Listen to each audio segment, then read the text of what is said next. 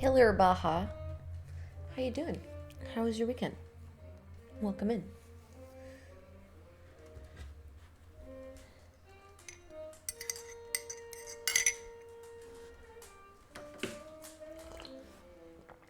Cute little Spuddy down here.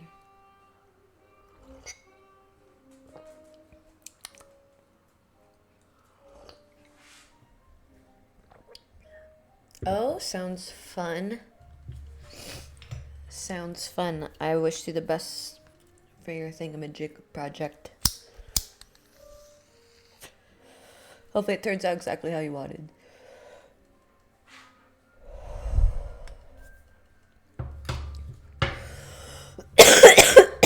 Ugh. We're gonna be on TikTok too, of course, but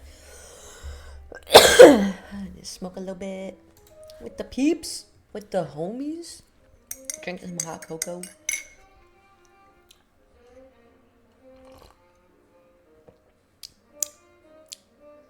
Delicious.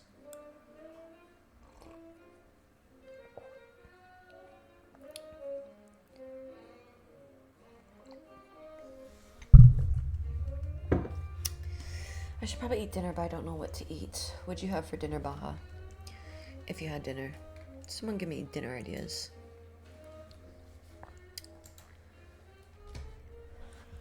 Anywho's. I think we might just kind of like chill and watch YouTube today.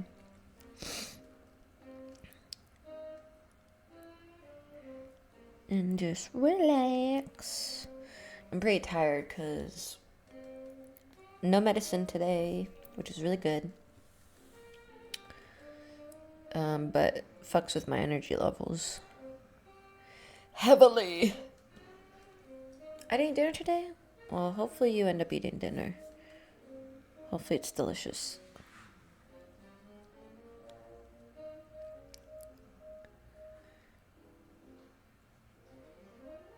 Oops, wrong goal.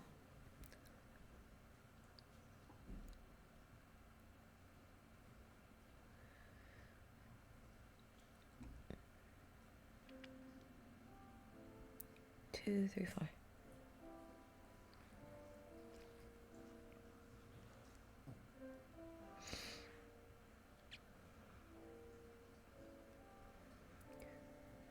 Ooh, that sounds good. A good ass burger. What kind of burger? Funny enough, I'm like addicted to protein style burgers. I never thought I would be, but like lettuce wrapped. Because every burger I've had, it has like really soggy buns, and my texture issues, I hate that. But I never had, ooh, a cheeseburger, nice. I never had a protein style, like a lettuce wrap burger, but if you get good lettuce, it's nice and crispy and crunchy. I like a double cheeseburger with double whole grilled onion wrapped in lettuce. Usually with In-N-Out sauce, because I like In-N-Out burgers. I fucking love cheeseburgers. I'm really not a fan of hamburgers, funny enough. But I love cheeseburgers. I just don't think it tastes right without the cheese, to be honest.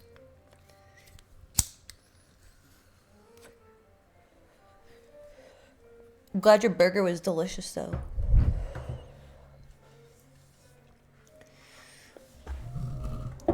Whoa. No. Yeah, hey, don't start with me. Hey! Okay. Now he's choking on his cough or whatever. His bark. Relax. You don't need to be all reactive to the neighbors.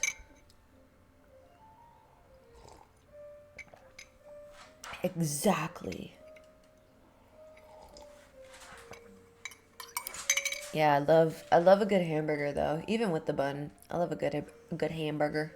Well, cheeseburger, you know. You know what I fucking mean. Welcome in, you guys. Happy Monday. Hope you guys are having a good day. Hope you're taking care of yourselves. Mark! I hope you're doing well. I haven't seen you for a bit.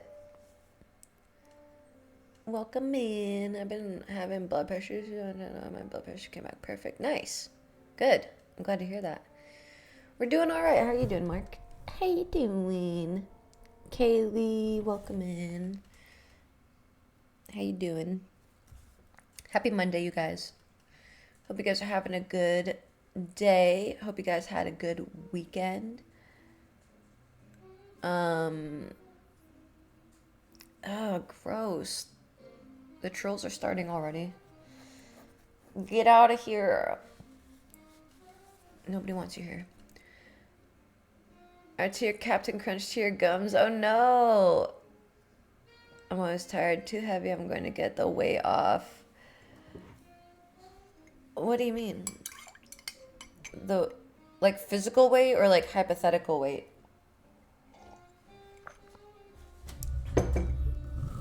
Thank you, George. Literally no one said anything, so you're gonna get the block.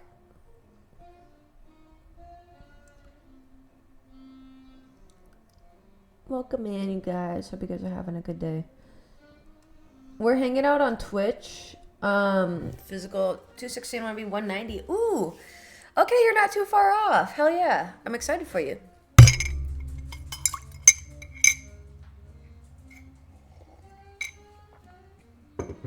You got this.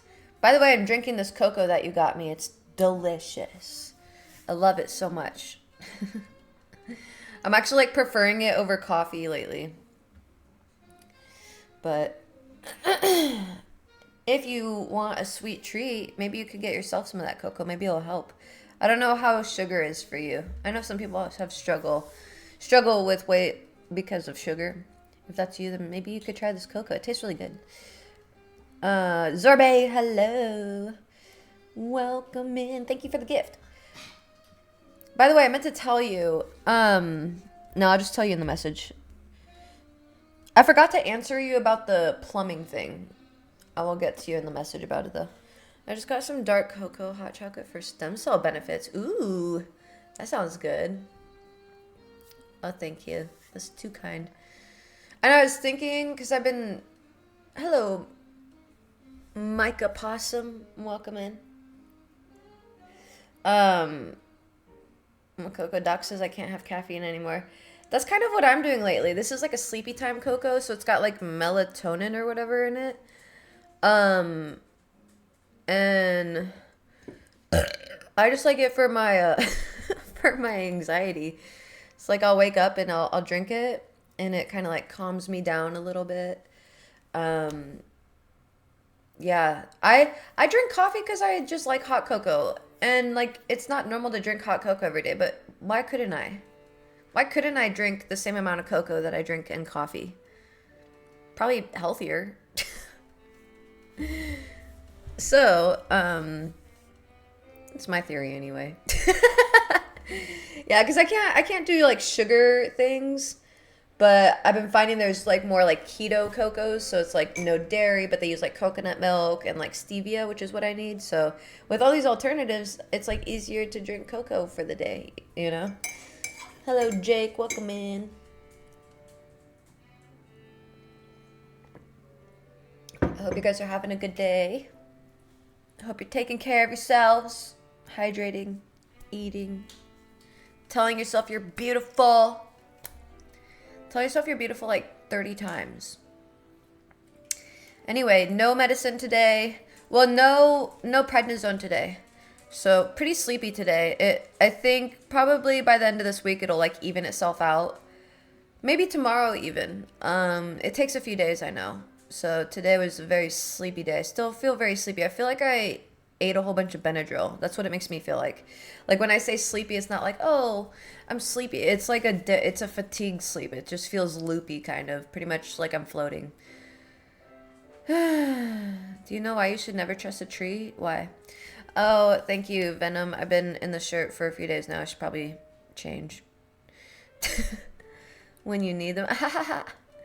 You guys, I had this dream the other day that I walked out on my patio and my tree that's in my yard had like eyes for leaves.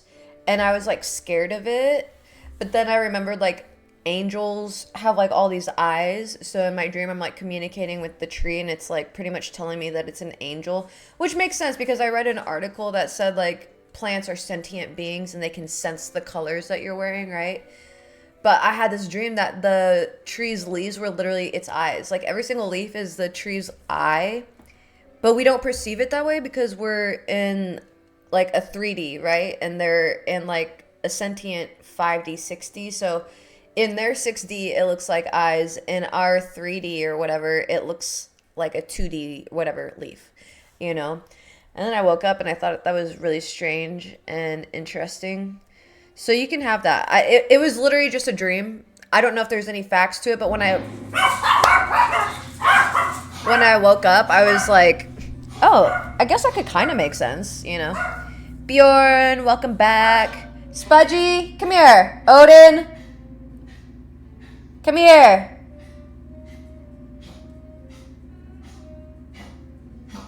No, this is just what I wear on a daily. I don't know who that is. Or what that is, right? Sorry, there's a hair in my eye. You guys, Spudgy, come here. Come lay down. Today was a pretty good day, though, for myself. So I hope it was a good day for you guys. I started off by doing my weeds. That was really difficult, but I'm actually pretty impressed that I did my weeds while on my cane. I still can't bear full weight on my left leg, but I'm fully off the prednisone today. So I'm going to eat some garlic before bed, and I hope that just eating garlic. I stopped eating garlic for a bit because what was the point like on the prednisone when it's giving me the reaction while I'm trying to get rid of the reaction, you know? That's hilarious. Father Peacock, welcome in. Come hither, fur babies. Come get some lovins. Yeah, I think it's my neighbor's Camaro. Garlic and honey. I don't want to eat honey right now. No sugar for me, even in honey form. In like 10 years, this past month, I've dreamed every night.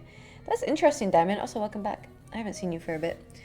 I dream a lot. I dream very vividly.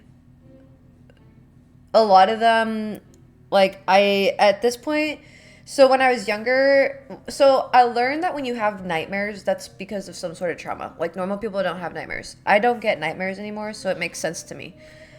But as a kid, I used to get nightmares, and because of my walking issue, if you get, I have like rheumatoid arthritis, so it's really bad. And even as a kid, like there would be times where I just couldn't walk, couldn't run, couldn't walk, was wheelchair bound. So I would have nightmares of like being chased and not being able to get away and stuff. And that's where I actually learned how to lucid dream at a young age. And I didn't know how to coin it. I didn't know it was lucid dreaming, you know. I just knew that I could literally just do whatever I wanted in my dreams because I would have nightmares of like these traumatic situations or something, you know. And somehow I just learned that I could control my shit in my dreams. And anytime I get chased in dreams now, it triggers something to where I just fly away. I fly away with effort. Like in my dreams, I am a very effortless flyer. All it takes is a little push up from the ground and I'm flying away. Like it's funny because when I was younger, like flying away, I was really bad at it when I was flying away in my dreams. I was really bad at it. Like I at times would get like caught by the person chasing me, like they'd catch my foot or something like that. Bro turns on creative mode. Pretty much, yeah. Really feel like you need a break from life. It's not been very kind to you. I feel that too. It's coming. It's coming. I'm off prednisone today, so this week I'm really hopeful. Thanksgiving is this week, so hopefully Thursday I'll be able to get some pies. So that'll be the only sugar I eat. But other than that, I'm just really focused on getting my joints in order so I can literally walk into the new year. So we'll get there. I hate prednisone. Makes me really cranky. I love prednisone because it makes things feel much better for me. But there's like a period of like 15 to like getting off of it. It just makes shit so much worse. It makes the pain worse. It makes any infection worse. It makes, you know, just everything worse. My pain makes my irritability worse, so I can't say it affects my irritability. It makes my fatigue and tiredness worse, but the pain affects my irritability for sure.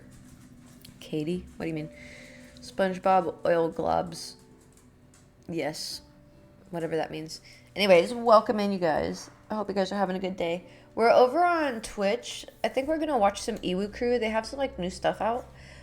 So if you want to come watch Ewu Crew with us on Twitch, feel free. We're earning for rent. Odor leads to roommate's horrifying secret. Oh my god. They have a lot of new stuff. Oh my god, I'm so excited. Anyway, thank you. I think I got filled. Yeah, you probably did. That's one thing I was going to mention. So I was watching these other creators' lives. I've been watching these lives. I usually don't watch lives, but I do not see anyone getting the kind of filtering that I get for comments. Like, I I don't understand how in other people's lives people come in saying the worst shit. Like they'll type the worst shit and they will have tons of these comments, but nothing gets filtered. So I'm so confused why my live gets filtered so much comment wise. Because it impacts even just people who try to comment normal ass comments, you know? And I can't do anything about it. I can't see it. Like, usually I get the opportunity to, um, you know, unblock the comment, but you love your GF so much. How cute. My one homie I watch has a channel in DC for filtered comments. What does that mean? In the Discord? Are you cosplaying? No. This is just how I look.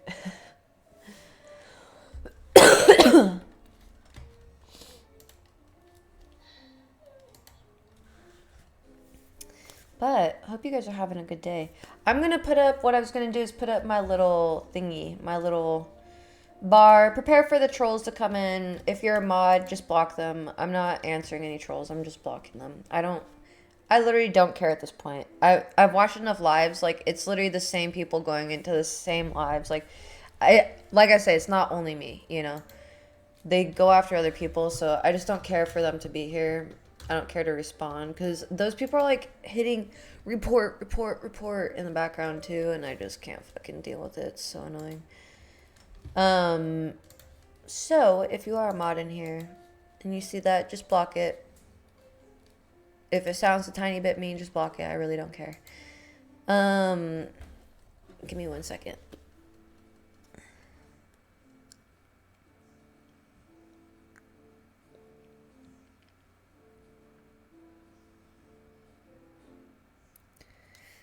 Yeah, the Discord because TikTok filters so much.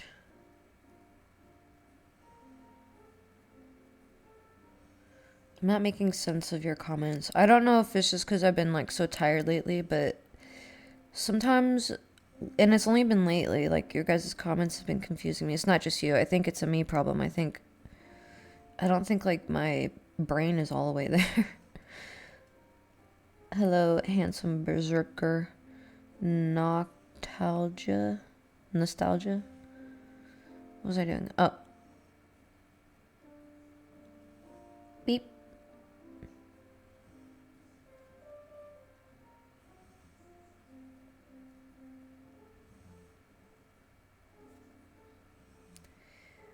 Here we go. Anyway, if you want to donate to my wrinkle, link in my bio. We're gonna be on Twitch though. Check it out. Link in my bio. We're gonna be watching Ewu Cruise, so I might have to mute this. I don't know. Every time I try to post a sticker, I'm gonna post a sticker. You guys let me know if you can see it. Not this one, not the rent goal thing. But, oh my god. Hold on. It never really lets me post these stickers. I'm not too sure why.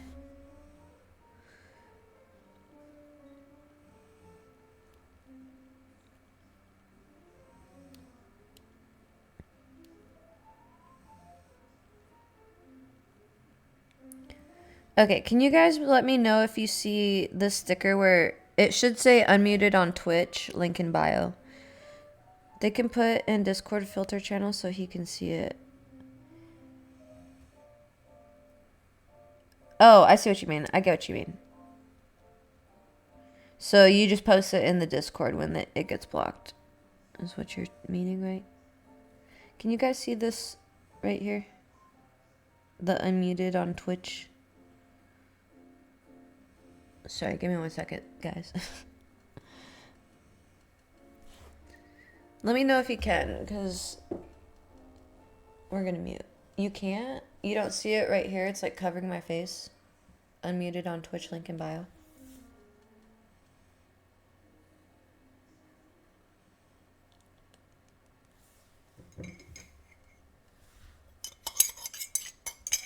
Lee Wolf, welcome in and thank you for the likes. Ah, that's stupid as fuck. Yeah, I don't know why it doesn't work for me. We'll see what TikTok does. We'll see. I don't know, we'll see. We will see. Anywho. Thank you for everyone who's been subbing and donating. Doggos have food coming tomorrow, so thank you. Their bag of dog food, luckily it's been lasting longer because obviously they eat the fresh food more than anything. And I've been able to reincorporate rice now in their diet again because for a bit we were all on that mold detox and I think we're all good with it. So now I can like incorporate rice, which I have a lot of brown rice. So they go through their food a lot less quick, however you want to say that.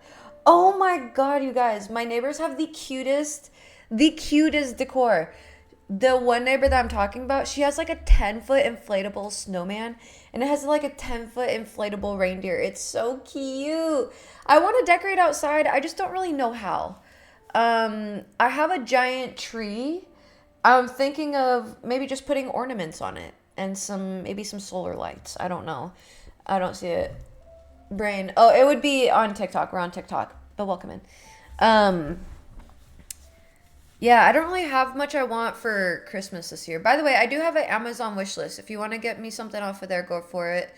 Pretty much, I don't really have much I want. I want a Costco membership, but only if I can walk, because what the fuck is the point?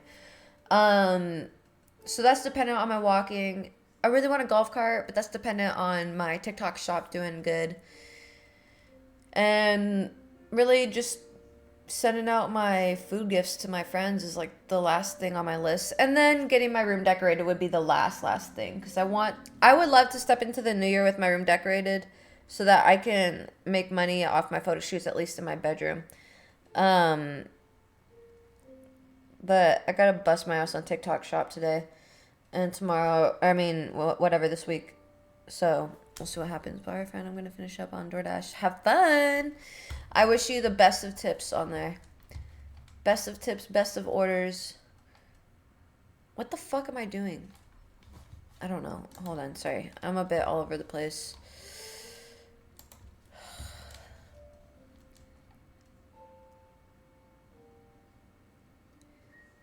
And your ear holes. What about them? I think TikTok blocked your message before.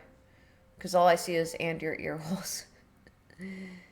Oh, thank you, Venom. Thank you. I appreciate you. What am I doing? I don't know. This one? No. Hold on. I gotta make myself small. Thank you also, everyone who's been subbing to Twitch. Thank you. I got a payout this month of $50. And I know bigger streamers make a lot more, whatever. I don't give a shit. That's a pretty good amount. That's enough for me to get, you know, most of my groceries, or, you know, maybe a few meals on DoorDash for the week, gas, things that actually help me from my day-to-day. So I'm really grateful for y'all who subbed to me on Twitch. I've been more consistent on Twitch this month, so I'm really, really happy about that. I just want to step into the new year strong, embodying what I want to do. So this isn't exactly the content that I want to do. I actually started Twitch off cooking. You guys have to look at my ceiling. I started cooking on Twitch, and that's what I would like to do, and then be streaming out in the real world and stuff like that. But I think showing up consistently is important to practice first, no matter what. So I'm trying to get back into that with my health getting better. Which I hope is this year. Pray for me, you guys. I'm serious. If you don't believe in prayer, just send me good thoughts. Just think in your mind, I pray that Jess gets better or something. Because I just want to be able to walk. I want to be able to walk and give you guys much better content. Because at this time, I know I'm not performing my best. And it makes me like depressy spaghetti, for real.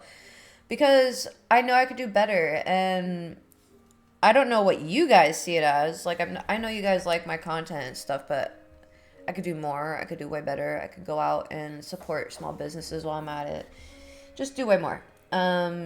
So I just need all the good energy, all the good thoughts, all the positive notions in mind. Bing! I just want to walk. That's all. So then I could dance and weightlift again.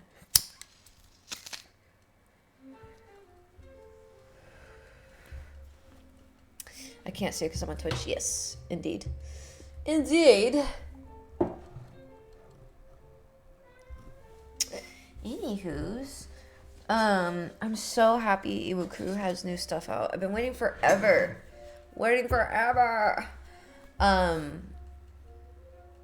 Yeah, we're on Twitch, by the way. If you're on TikTok, we're on Twitch. We'll be on YouTube tomorrow, but we're on Twitch right now, so link in my bio. Back from nap. How cute. Run to your love. Yeah. Oh yeah, don't forget, Thursday's Thanksgiving, right? So I'm gonna be streaming all day Thanksgiving. The plan is just to cook myself a whole bunch of pies, and I'm not even making them. Just pretty much bake them or whatever is needed. Thank you, however you say that, however you say whatever, but thank you for the rose. You used to explore out in the desert when they first started. I heard that. I heard some people say that. I don't know them from their OG days. What were they doing out there?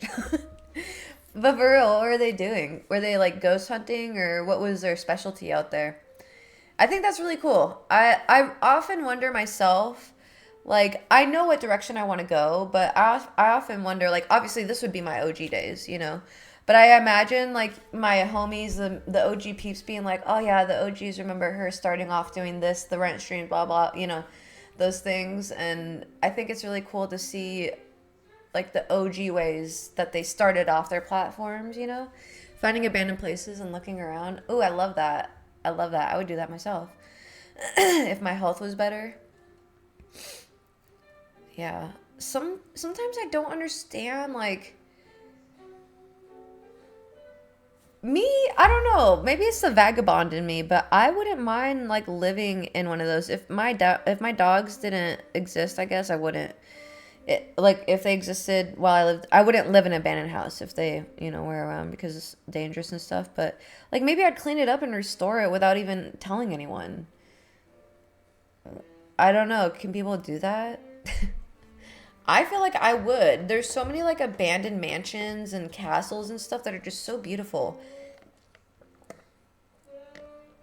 I'm like, man, if I happened upon one of those, I would just pop a squat for maybe a good year or two. I don't know.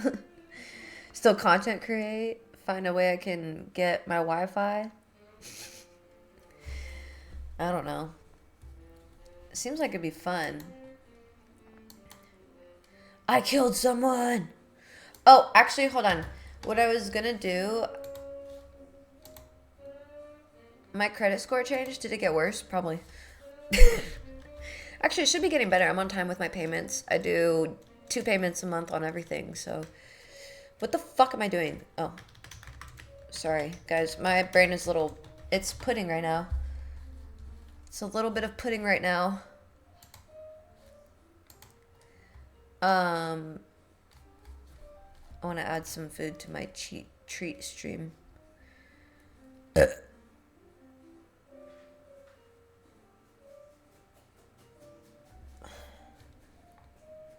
Oh my god, my ear keeps ringing so bad.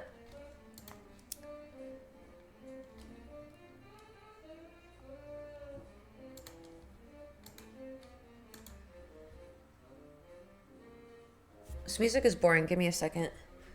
That's illegal, ma'am. What? What do you guys want for Christmas? Do you guys have anything you want for Christmas?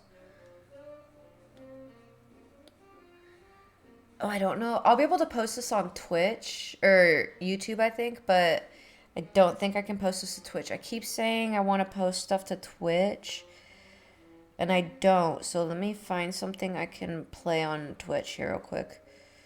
I know the perfect playlist.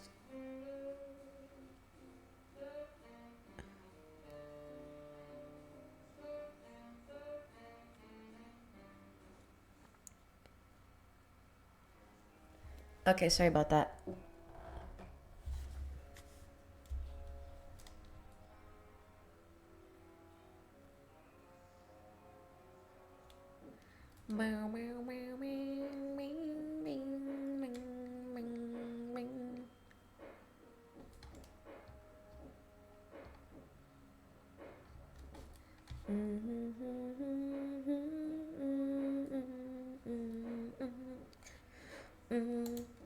I'm gonna add some treats to my thingy real quick. So, give me a minute. The Rugrats shirt. Hello, Brody. Welcome in. Yes, vanilla candles. They smell good. That's so funny. I have a vanilla candle coming tomorrow, I think. I have it on a subscription. So, I didn't really even notice it, but I don't want to cancel it because I really like having the vanilla smell in here.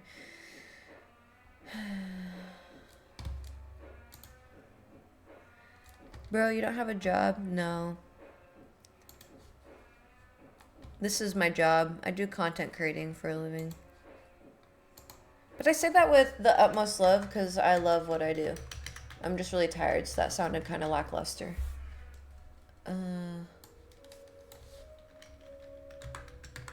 Jess, how have you been? I've been alright, Gavin. How are you doing? How was your weekend? I hope you guys had a good weekend. Can I please give you a song? No, I'm on Twitch right now, so I'm only doing certain songs. What the hell am I doing? What is... Do I sign in with my Google?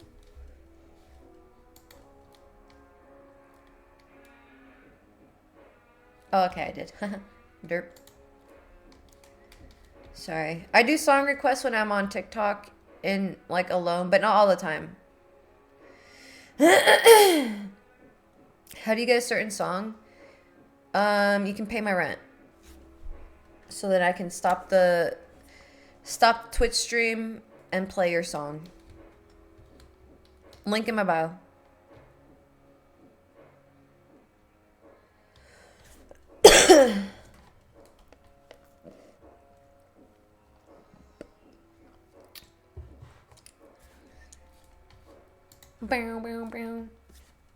My rent's right here.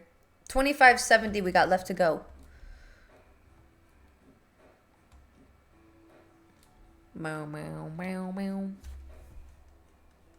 Sorry, I'm on the computer right now, so that's why I'm like looking over here. Uno momento.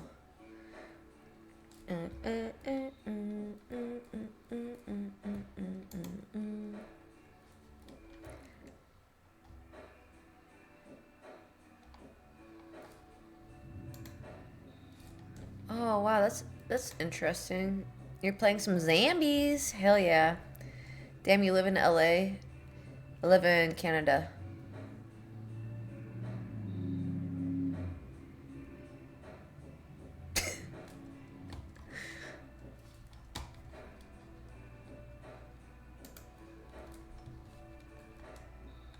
Machaca. That shit's good. Will they ban TikTok? I don't think they will. My theory is they just do this to hype people up. I could be wrong. Drake Vega, welcome back. How was your weekend? I think they just do it to get people hyped up.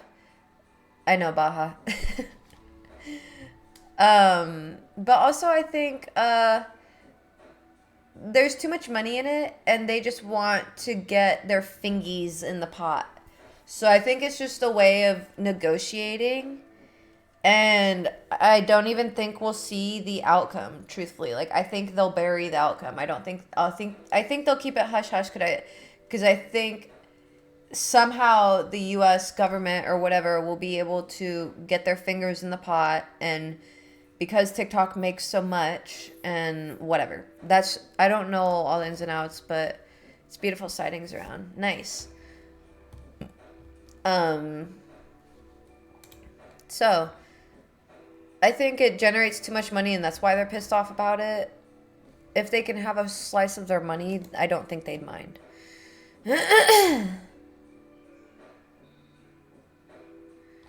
Why? Ming, ming, meow, meow.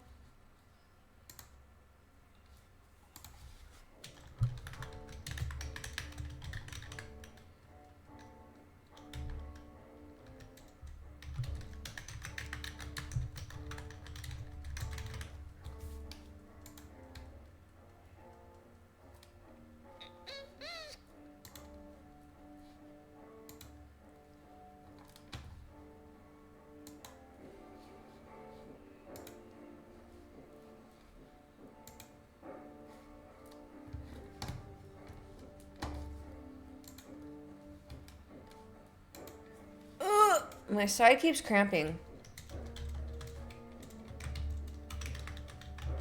So on the mountain just a little bit. Nice. I salute you, good Saya. Grumpy! Thank you! Ah! Thank you. That was so nice of you. Also, welcome back. Hope you're having a good day. Thank you for that. That was very nice. I appreciate you.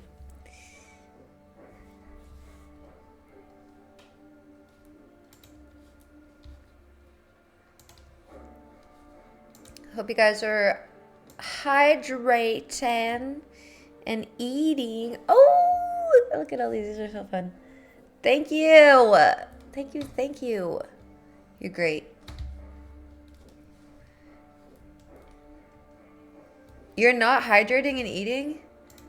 Oh my god. I have tea decaf. Ooh, yummy. I just had some hot cocoa, but some tea sounds delicious. I'm more of a chai tea person. What kind of tea are you drinking? I guess chai tea is what, like black tea with spices? Whatever the fuck it is, I love it. I love it.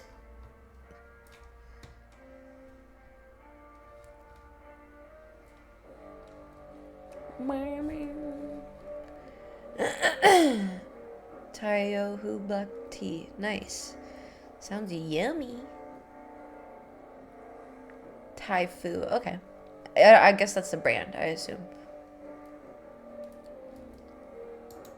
Burritos. No, I'm actually really looking for if they have fajitas. I'm actually drinking Fago cotton candy. How is that? That sounds good. I love anything cotton candy, including cotton candy itself.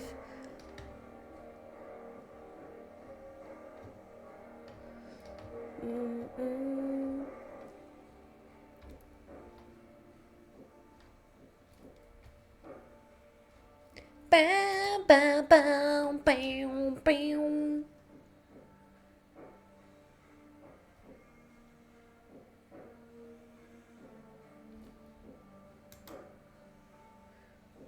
I'll have some popcorn soon. Ooh, that sounds yummy.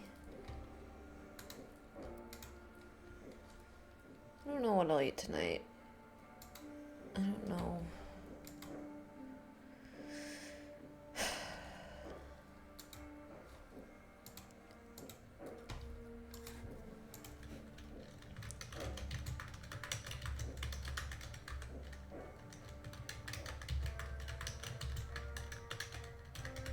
I do know I have to eat some fucking garlic.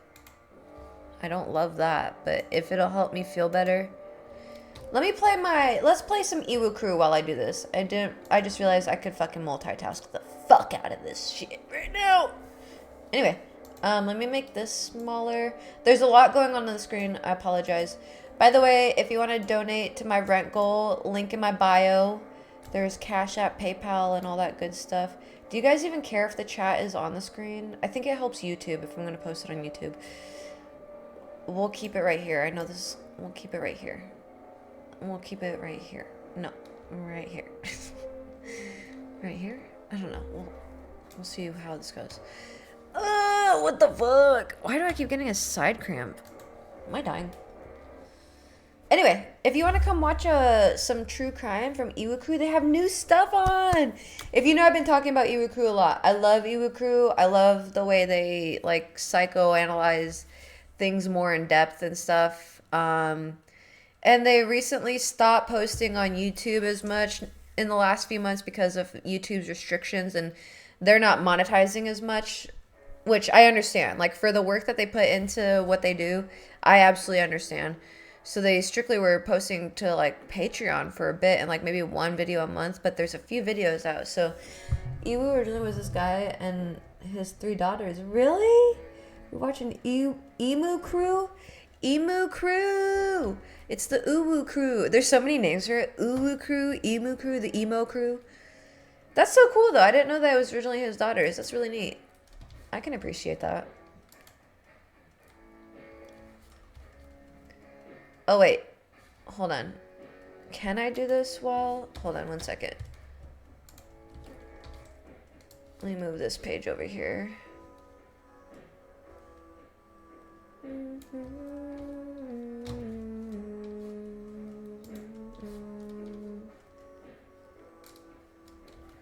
Oh my god. Do I need a third monitor? This is a little cumbersome.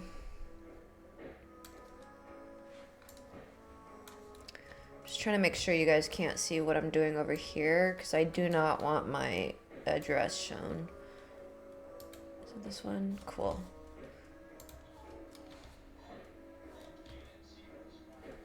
Feel free to come hang out.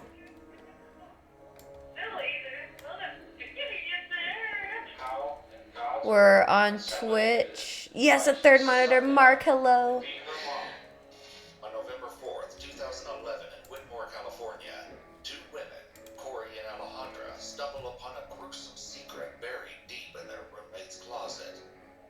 Investigators desperately search for answers, but are met with a twisted web of lies and deception at every turn.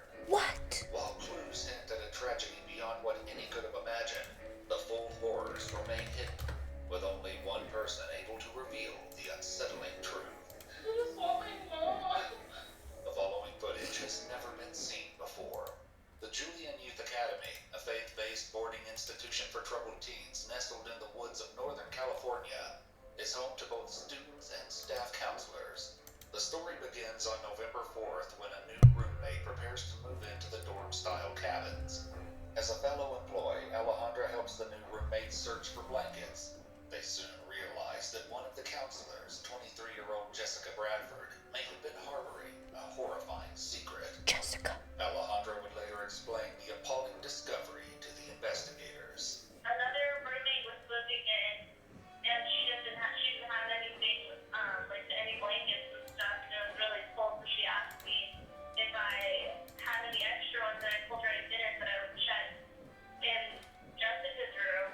And then, so I went over to her side, and I noticed there was like a pile in the corner with like blankets and a bunch of stuff, so I just started going through them, and then underneath a few of them, I lifted that and I saw it there. Buried in the blankets, Alejandra found what appeared to be a mummified baby. And it was Oh. first, it wasn't like to the front.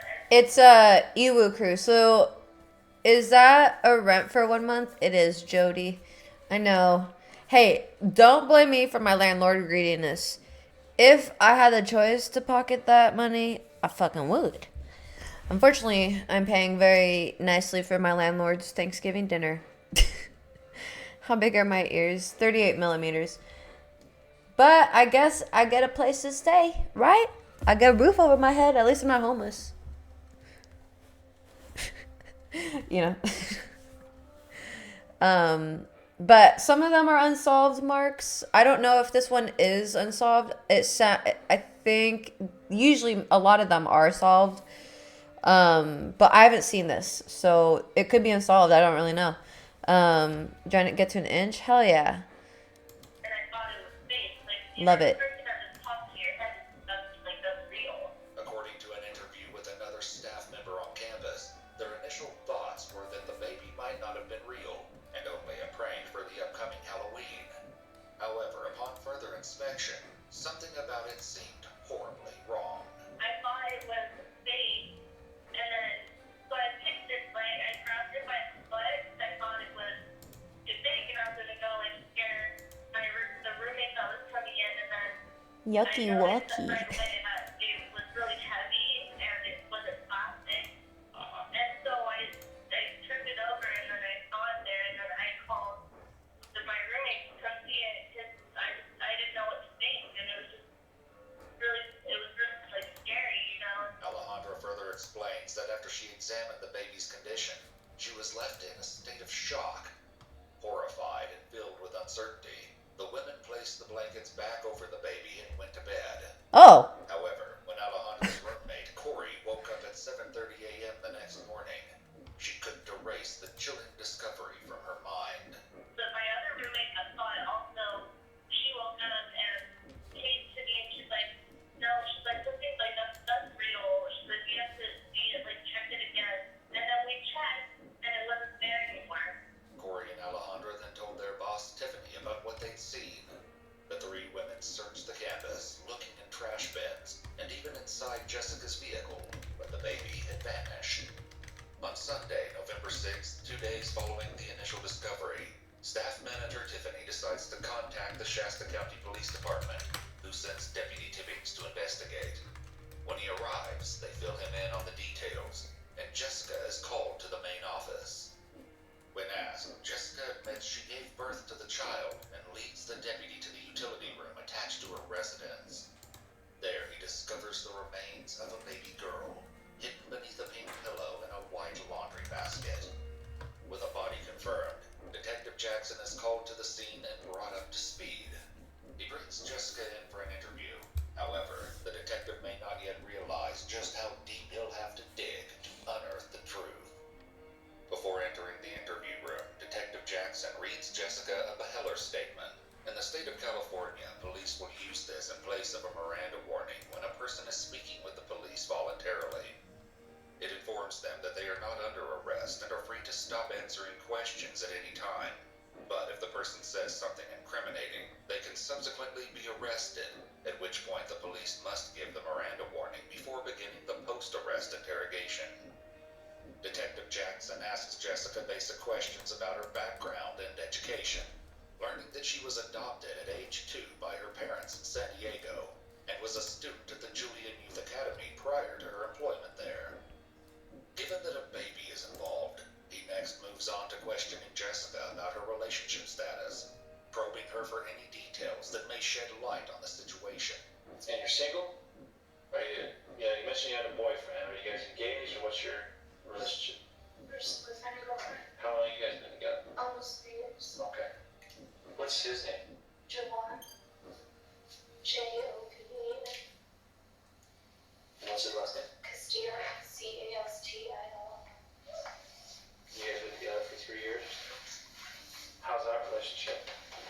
La The Nina. detectives will soon question Javon, but their immediate priority is addressing the grim discovery that brought them to this room in the first place. I didn't get a chance to look at the baby very close. The boy or a girl? It's a girl. What was your name? Neighbor. After briefly stating he doesn't intend to come off as insensitive, the detective begins to ask questions of a much more personal nature. Is Javon's baby the best? I mean, are you interacting with anybody else? No? And what's his take on what's going on as far as with the baby? He doesn't know. Though the detective would soon question how no one realized she was pregnant, the more pressing question on his mind was why she chose to hide it in the first place. How come you never told him? It's didn't know what to do. I was scared. Did you tell anybody that you were pregnant or allude to him that you were pregnant? You didn't tell anyone. Okay. Can you explain why? I mean, why did you tell anybody that you were pregnant? Because it was my job, and I will my job, and I don't know, I just don't want to disappoint anyone. Who would you disappoint? My family and my boss and stuff. Jessica explains that she grew up in a Christian home, where intimacy before marriage is strongly discouraged. This explanation barely scratches the surface of her motives, but for now, Jessica is about to deliver a shocking revelation to detectives, one with harrowing implications. And how long ago did you give birth? September 19th. Now, in early November, this would mean Jessica has been keeping the deceased baby for nearly 2 months. Hmm. And that's when you gave birth? The Sunday night is They get 12 or 1. in the morning. Yeah, Monday morning. So, okay. Back at the Julian Youth Academy, Jessica's apartment is searched by crime scene investigators. Her room is in disarray, leaving them with the daunting task of sifting through the mess for evidence. A pair of gray sweatpants is discovered, with blood staining the inside. On the floor is a pink and zebra-striped blanket, soiled with unidentified dark stains. In a drawer, investigators locate... Sounds good, Baha. Have a good night. More questions than answers. No one's behind me. One document reads, application and permit for disposition of human remains. Others include Mercy Medical Center maternity pamphlets, as well as postpartum discharge orders for Jessica. As they continue examining the documents, one small detail raises a glaring red flag. Thank you for the Jessica may likes. be concealing far more than they initially suspected. They leave the scene, unaware of the evidence they missed hiding under her bed. Back in the interrogation room, the detective asks questions about the birth itself, possibly hoping it may explain what happened to the baby. Can we talk about the birth? Let's start off with, I mean, you can start off wherever you want. Tell me about that. I was born in Oh, thank you, Ray. I was I really with my appreciate that. cramps, so it just was like contractions and then they stopped and then that night they just kept getting worse and worse, so and then I woke like I couldn't go to sleep because the pain was so bad and like I like was tiny and like contractions and then I just started pushing I guess and then I went outside and it just happened. Earlier at the scene, Jessica had shown detectives a crawl space beneath the deck outside her door, claiming this was where she gave birth. He then asks her if she's ever witnessed a birth or been in the same room where a child was born. I've seen knocked up though.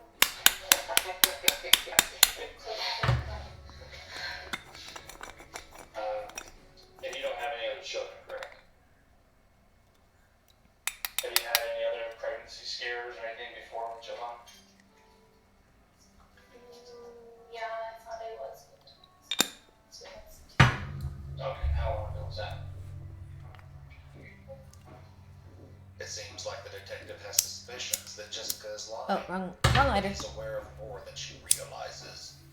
He drops it for now, but the truth won't stay buried for long. In the meantime, Detective Jackson What is that thing? What returns to thing? an earlier conversation. We'll go back to Oh, this? My grinder? I mean, I would imagine, how did you keep people from coming out here or how'd that go down? No one was really in there, and Grinder, I was like yeah. sitting in my car, like when I was like going back and forth from my car to outside because I was having such bad pain, and then I'd get in the shower because I felt the shower would like calm me down.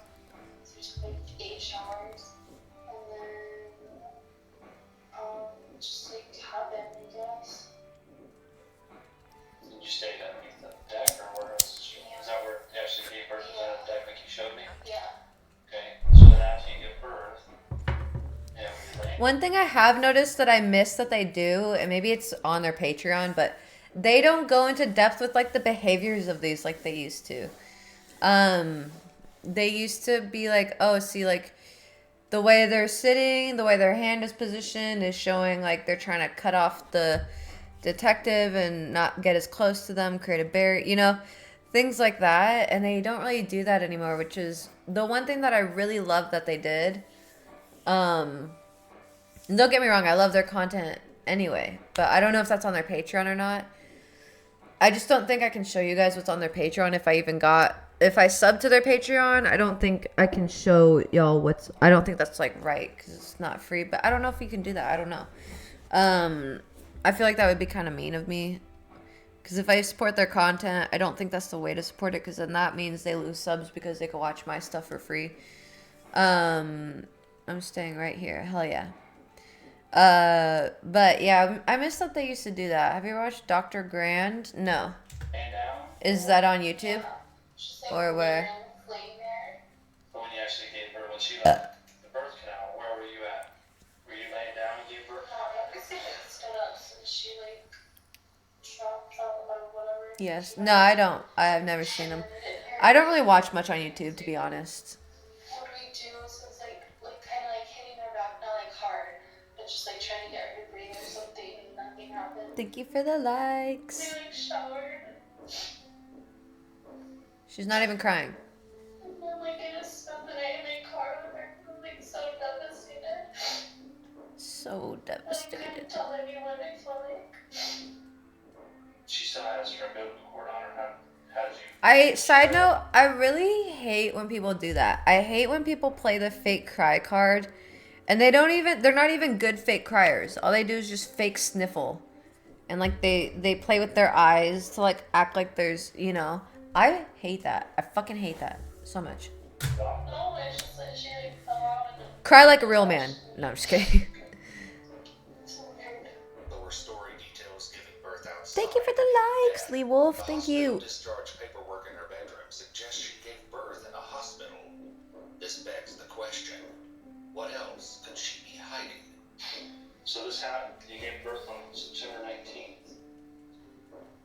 It's today. It's November 6th. At least I can lean on this side without there being too much pain. He gives his opinion about various people. Oh yeah, and that's right. He had like also psychologists as well coming in on the videos to like analyze too. I wonder what happened if he just doesn't do it anymore, or if it's just strictly Patreon. I was like, should I bury her? I don't know what, where to bury her. I don't know what to see her face. Like, I didn't know what to do. Honestly. Did you always keep her in your room, or did you move her around, or what? I mean, because trying to keep her away from other persons, I mean, that. Where did you store her at, say, the first couple of days afterwards, or I don't know, I mean, I'm not trying to be. By the way, we're on Twitch if you want to come hang out. We're watching stuff on YouTube, so link in my bio. So I just like kept her like For you my, TikTok peeps. like my closet area, like where my stuff's hung up. Under like blankets and stuff. Did anybody ever make any Smells like dead rats. Ew. That's nasty. comments about any odors or anything? I thought it would smell stuff too. It was like I thought about like every day, like, what am I gonna do? What am I gonna do? And I just, it wasn't. While Jessica admits she kept the baby in her closet, the basket was earlier located in the utility room, likely prompting the detective's next question.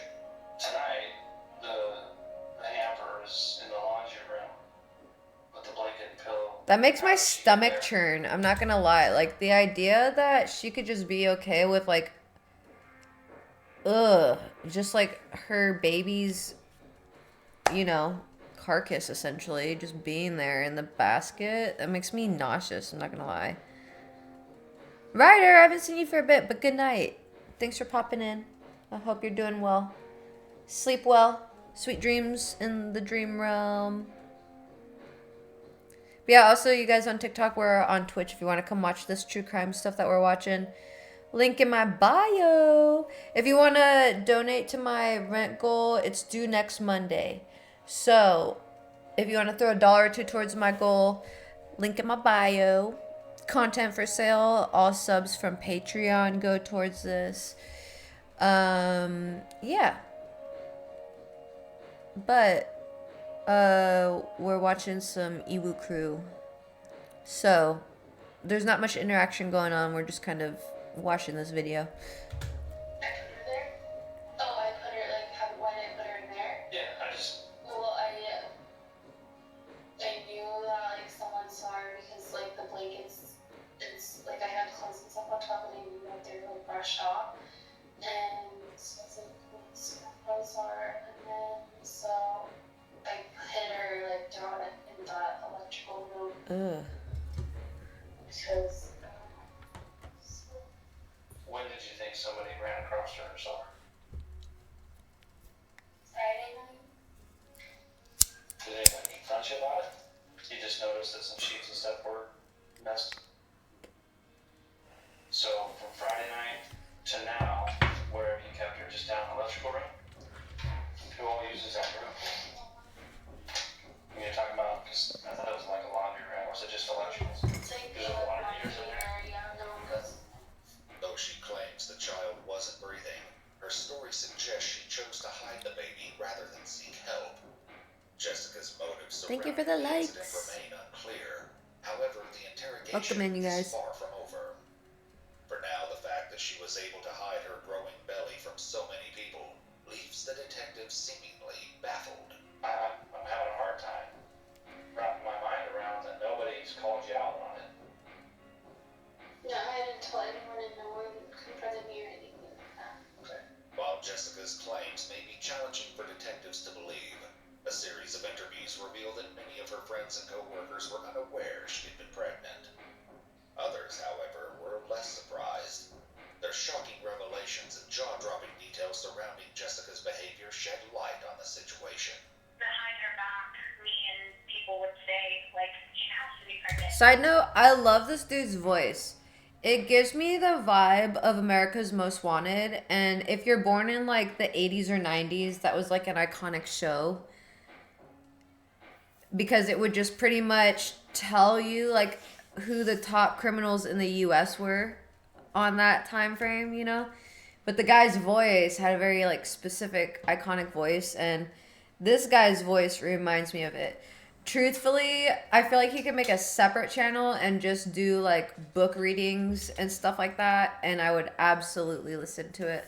Wolf, hello. How are you doing? Welcome in. And like they didn't look like just a normal overweight stomach, but I thoroughly, like 100% believed that her and Javon weren't having. So I just thought that that was how she carried her weight, and that it was unfortunate because girls would ask if she was pregnant, not on a really regular basis, but every once in a while. So I would just be like, don't say that. It's not nice. Like, don't point out someone's overweight. Like, but I would just roll. I was like, she's not pregnant. You guys know that. Knock it off. Like, I was just trying to roll it off. Okay. Like, it was nothing. For whatever reason, we just believed her when she said that her and Javon weren't having. Jessica's other roommate, Alejandra, was asked the same question. Though she gives a similar response, she adds a grotesque detail that appears to pique the detective's interest. 3 weeks ago, I found this like piece of I don't know what it was. It was really bloody, and I guess people were saying that's what happened after she had a insert. I don't know, like a piece of something on the bathroom floor in front of her. B9. Manager Tiffany, she too Happy saw what she Monday. described Welcome as a in. piece of flesh. It was Hope you're having a good day. retrieved from the bathroom and brought back to the main office, where it was placed on a deck What? and photographed. After Hold on, I want to read that. While speaking with Tiffany.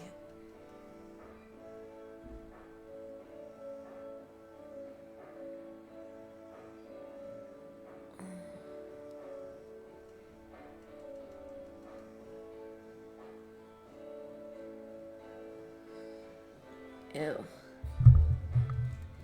We're on Twitch if you guys on TikTok want to come hang out. Link in my bio. We're also raising money for rent, so if you want to throw $1 or $2 towards my rent goal, there's Cash App, PayPal stuff. There's also Patreon.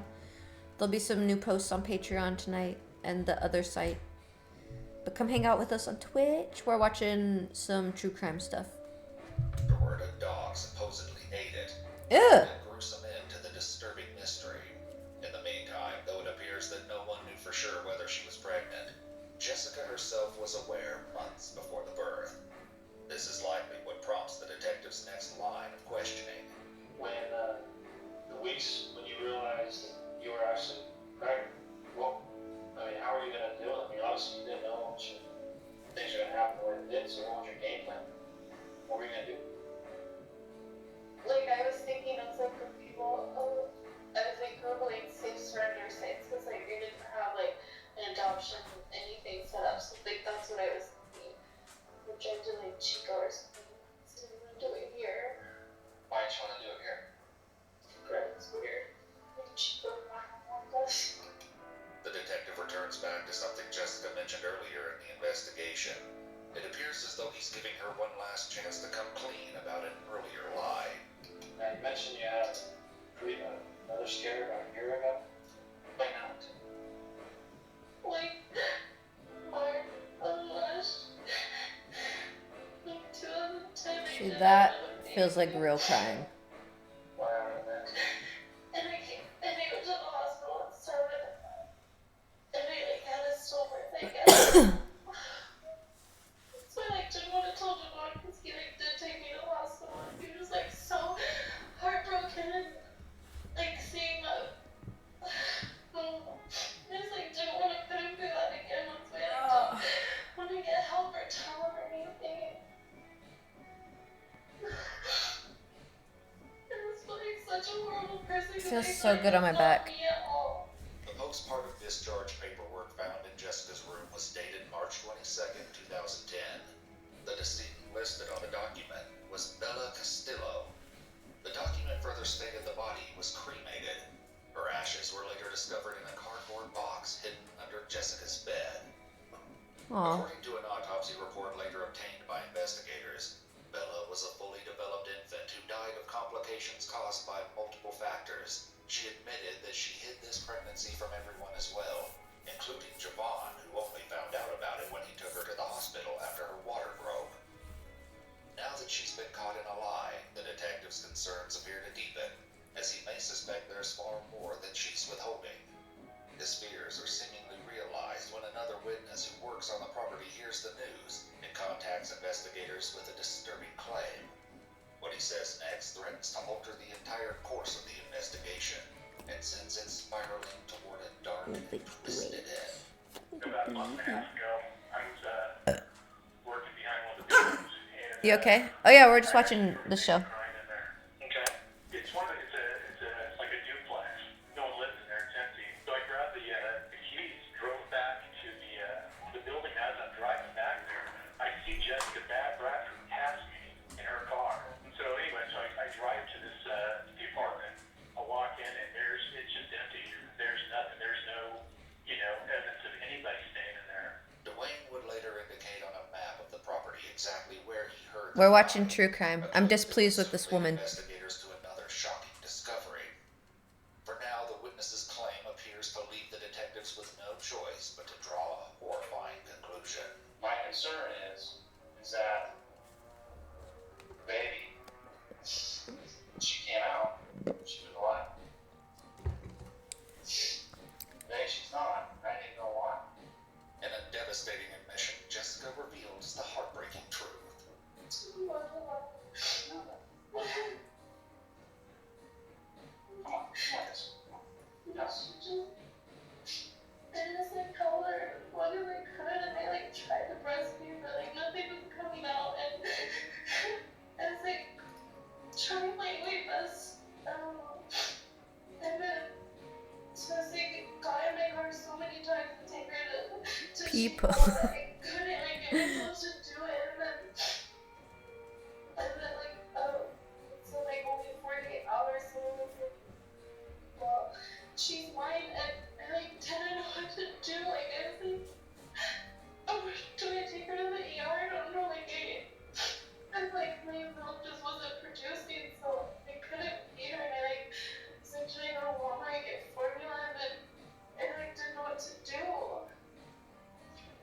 So what did you? I just Oh Lord.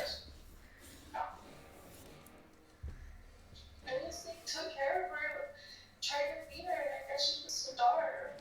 I didn't harm her or anything. It wasn't intentional. I wanted.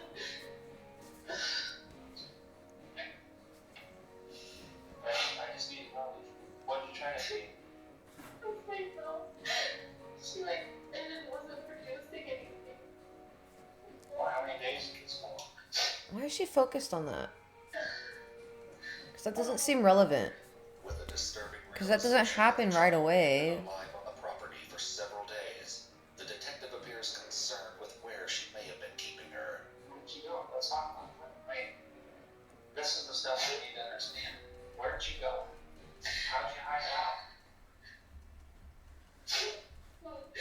There's an empty apartment on campus, and I have her in there, blankets and meat, and I bathed her. Thank you for the I was rose. there with her. Thank you guys. All these gifts go towards my rent, so thank you. Thank you, thank you, thank you. I could just go and check on her and stuff. But work is stay there as late as I could and something like that. Try to give her milk, get bottles. I tried to give her. I didn't have any bottles, so it's just for my finger. Why didn't you just step up and say? What does that even mean? I No. Something is still so off here. I understand.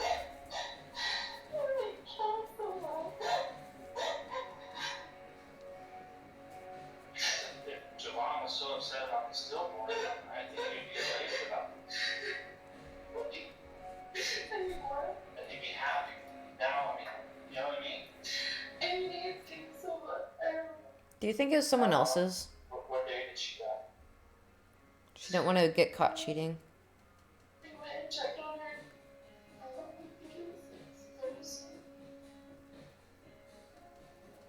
So she just pretty much put her in a place to starve. Call for help.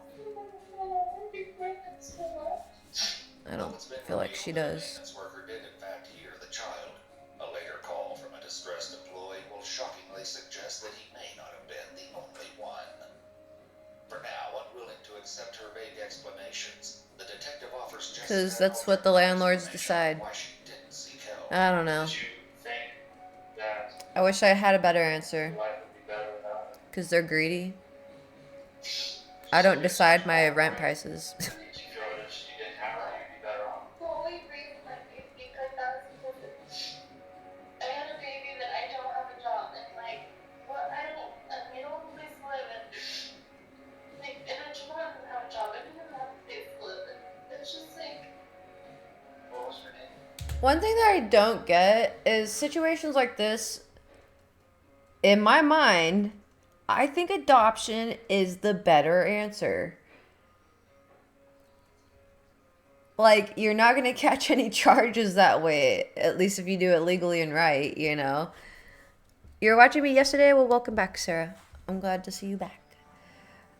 I don't. She could have also done that very discreetly. Like, she could, you know. She doesn't have to tell the whole world like I do about shit, you know? But that's what confuses me. I don't understand why that route wasn't taken.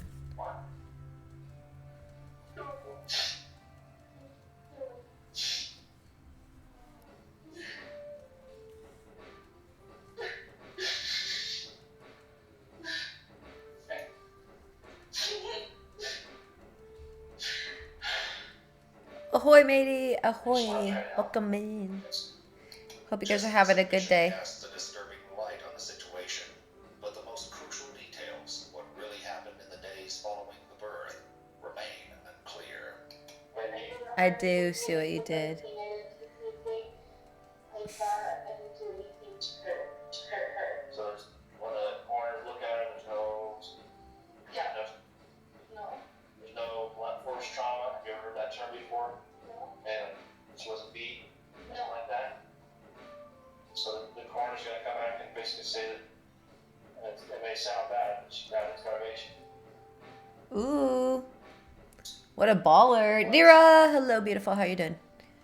What about the How was your day? What adventures happened today? I didn't cut it. She fell out and it thought I had. It was weird because they don't have to cut it. Yeah, usually you do. Usually, I mean, that's like, it's pretty tough stuff. Yeah. So I had so that. After a long day filled with tragic discoveries, there's little Sounds for another detectives can do snake but from a wait for the Project coroner's Morph. report, Nice. which will ultimately reveal whether Jessica has been honest. He offers to drive Jessica back to the academy, but first lets I'm her glad know you're he doing must all perform right. a routine test. Sounds like the Detective snaky snips out poos are doing all right. DNA kit, which will confirm that the remains of the baby are a match with Jessica. As he performs Jessica. a swab, I hate that name. Jessica I receives just a hate the way it text sounds. relaying bad Jessica. news. Jessica. So I go by Jess or Jessie. I do not like Jessica. Yeah, what? Yeah. What do you mean? When I asked her, he said that she Calico Paradise. Oh, nice. That sounds cool. Jess was your mom's name? Nice. Hell yeah.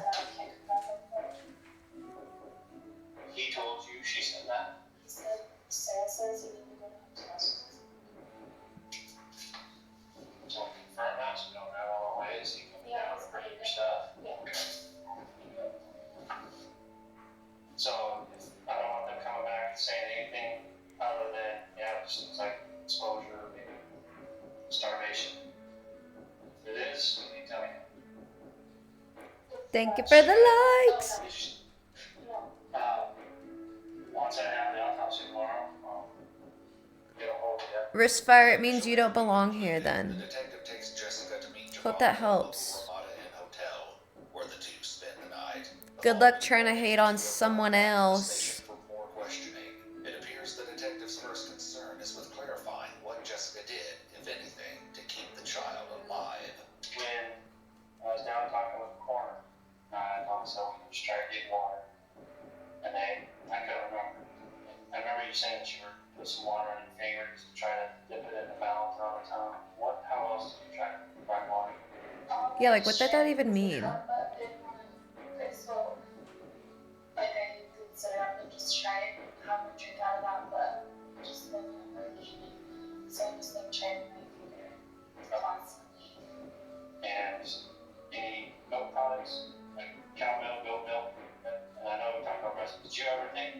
had her latch on where she didn't let her present.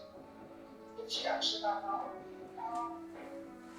like that clear stuff that I introduced and stuff, it was just like, The days that she was with us, talking about some of the clothes, diapers, and stuff like that. What did you do? just that I think they're being nutrition to the back. While Jessica continues to speak with Detective Jackson, Javon is questioned in the next room.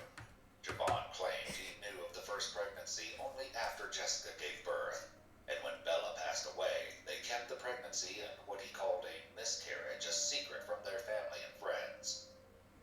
He also claims that he had no idea Jessica was pregnant a second time, contributing her recent weight gain to a lack of exercise and not eating right. The detective noted that Javon seemed shocked and surprised when they told him she'd given birth to a second child. You had her on early Monday morning. You were off that day. You were off Tuesday. Back to work Wednesday. So you went back to work at 7. It's okay, buddy. Present the first day. When you were working the first day, you took her. Where did she stay while you were working? In that apartment. The apartment Jessica is referring to is an uninhabited cabin identified as Pasture 2, earlier referenced by the maintenance worker. Its most recent inhabitant was her roommate Corey, one of the 2 women who discovered the baby. Investigators would later search this cabin and uncover many unsettling clues that deliver a shocking twist to Jessica's many claims. For now, Jessica explains that she kept the baby in the unoccupied apartment each day while she went to work, and would spend a few hours with her each night. So now we're up to Thursday. And I think that's the day that she told me. Found her. which I wrote up. And I found after one of those. Okay. What did you do with that? That would suck. Like your only hours alive on this planet are just starving. That would really suck.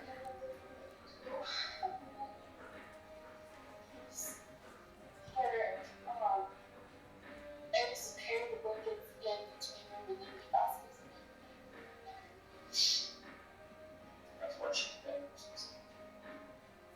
Once again, the detective asks a question that's been posed several times, seemingly unwilling to give up without a concrete answer. So at some point, you had to realize that self-revelation, you know what you're doing, was not the right thing to do. And that you needed to do something. And I guess my question is, why didn't you? Jessica.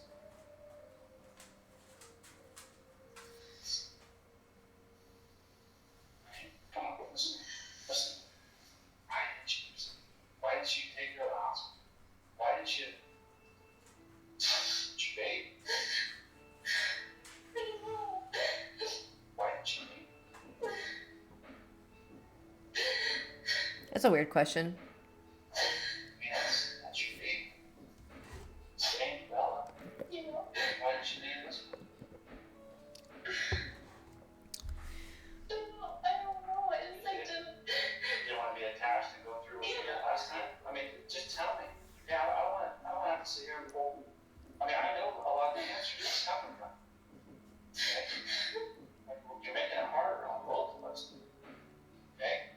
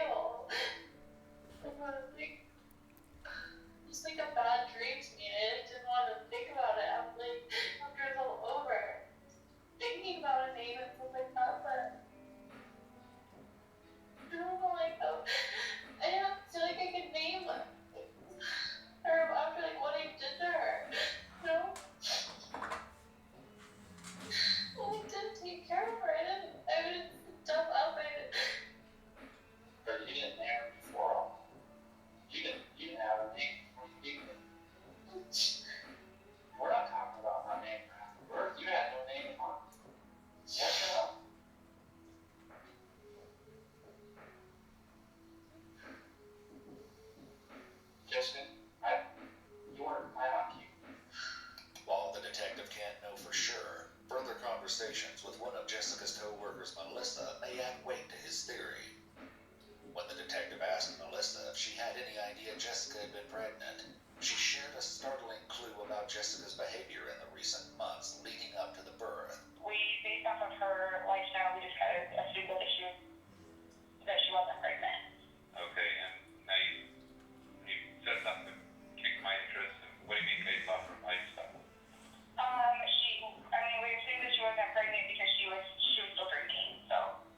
And drink quite a bit, or just drink on occasion? Quite a bit. And how often?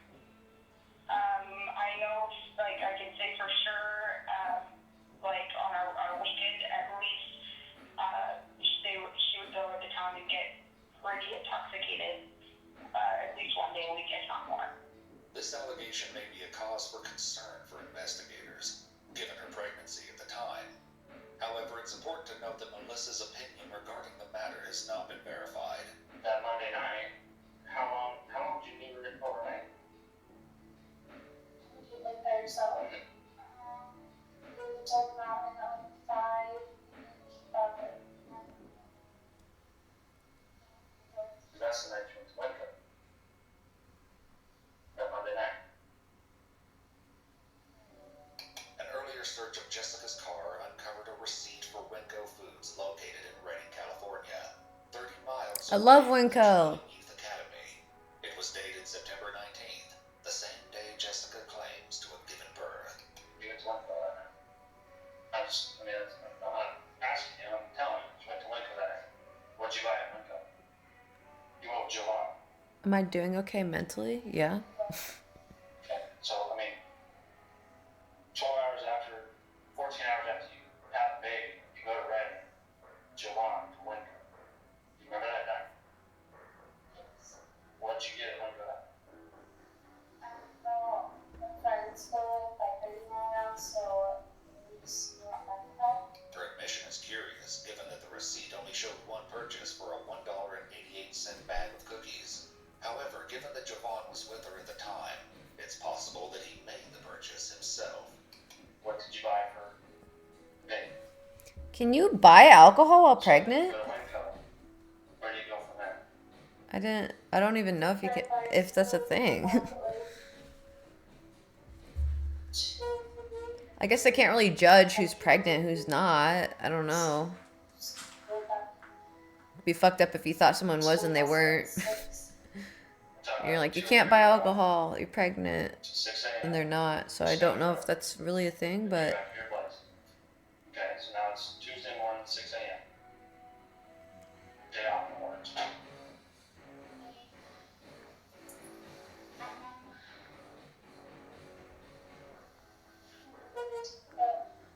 Pretty sure I woke up and went back over there. She was sleeping and I just tried to breastfeed again. She just like got on and like fall asleep kind of so like just tried to squeeze my boob to like that one out and just things coming out so I just tried to thank you. Your mental health stays well. It should. With my joints getting better, things are getting better. So Still trying to get her thank you for the galaxy. Take care of yourself. Have a good night, wherever you are. Getting any nourishment? Seemed like she was getting one. Thank you. Or was the water just pouring out of her mouth? Because, babies don't drink that way. Yeah. That's why they have to latch on. Yeah.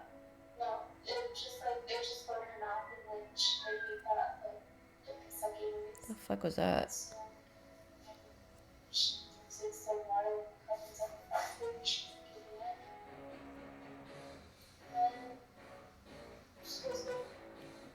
so then we do 40 hours left for the surrender what do we do?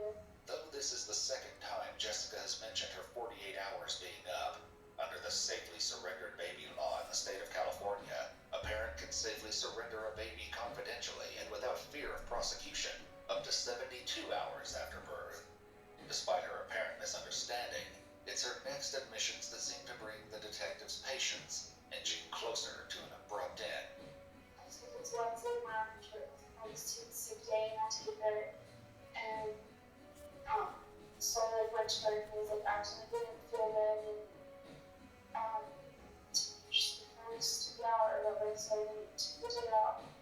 So then I just like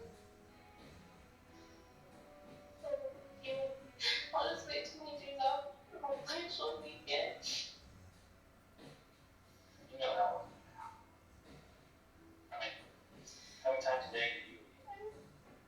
You know what I mean? You know. I think that Being in pain, it was. but you knew that wasn't. I'm not putting work. I'm telling you, you knew that wasn't gonna happen. You knew that she'd pass away. I was hoping to get my milk or something. But you didn't. Why are you leaving her in a room? There's no air conditioning or heating or what? I mean, there's nothing on in that room. Did you set the air conditioner? No, I didn't do anything. It was just like, it wasn't like hot or cold. It was just like temperature. Right, probably 75, 80 degrees. But you're still, I mean, just leaving her there so anybody can come see her. Now, I'll be honest, Jessica. You let her starve so that your life wasn't affected. And you figured once she was dead, you could go about your life. But when she did die, for some reason something clicked and you couldn't follow through for whatever reason. Okay? Yes or no? What do you mean follow through? You couldn't do it anymore. Once you realized she died, you couldn't bury her. You couldn't do anything with her. Why did you keep her? I mean, she's dead. She's gone. Okay? You can go back to your normal life. Why did you keep her?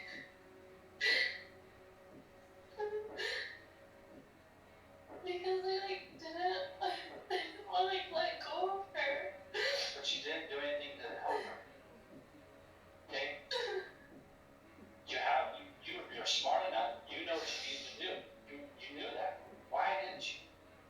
She's not screaming loud and no one's hearing it. You did something else. No, I didn't do anything like that. No, I didn't do anything like that. Because there's no way. We've been up there. Okay? There's no way that baby. We're over on Twitch if you want to come hang out. Link in my bio. Quiet. Okay? We're watching some That true baby crime had to stuff. cry, had to scream. Well, that baby wasn't able to. Okay? What did you do to her? I didn't do anything. Because I swear. Stop listening.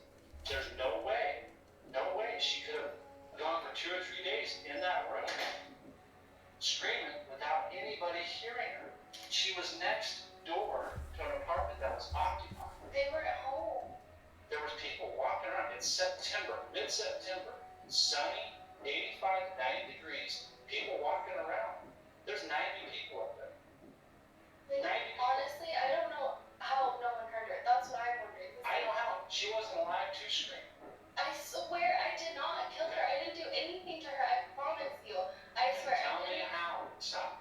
Tell me how. You have to. You gotta understand where I'm Tell coming you how what? from. How do people not hear her scream in the Because- middle of the night? Dead silent. Whitmore. The, Screams in the middle of I the night. have no idea. The house next to where I was, they were on vacation in Riverside home. The next apartment over is way over. There's I know maintenance guys that walk around and take care of stuff. Walk around the yards. Mowing the lawns. I have Cleaning no up the idea. stuff. It's simple. You walk down any residential street, any given time when there's a baby, there's a good chance over 3 days you're gonna hear the baby screaming.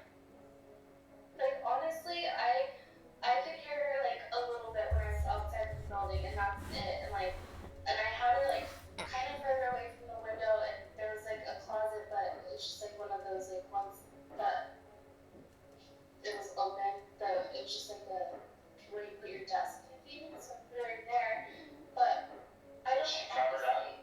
so she could to muffle her cries. No, I had 2 pillows right here, and a pillow right here, and then blankets around her. She was like swaddled in blankets. And I never put my hand. I didn't do anything like that. I didn't muzzle her. I didn't do anything. I comforted her, and that's it. I didn't scare her at all. But I know it sounds like freaking bullshit, but I don't have I couldn't do that. But you can let her start. I know it doesn't sound. Doesn't add up. Yes, you're gonna put her out of misery. So yet you're gonna let her suffer and starve to death. As explained earlier, staff member Ann did in fact hear the baby's cries. After Jessica's secret circulated in the media, she called detectives with her story, seemingly panicked by the real realization that came too late. She further explains her thoughts following the emotional discovery. I was like, that's weird. I looked in, and I couldn't see anything. I couldn't see anything. I mean, yeah, there was nothing weird. Okay. And I was like, okay, it must be a ringtone or like some computer thing or like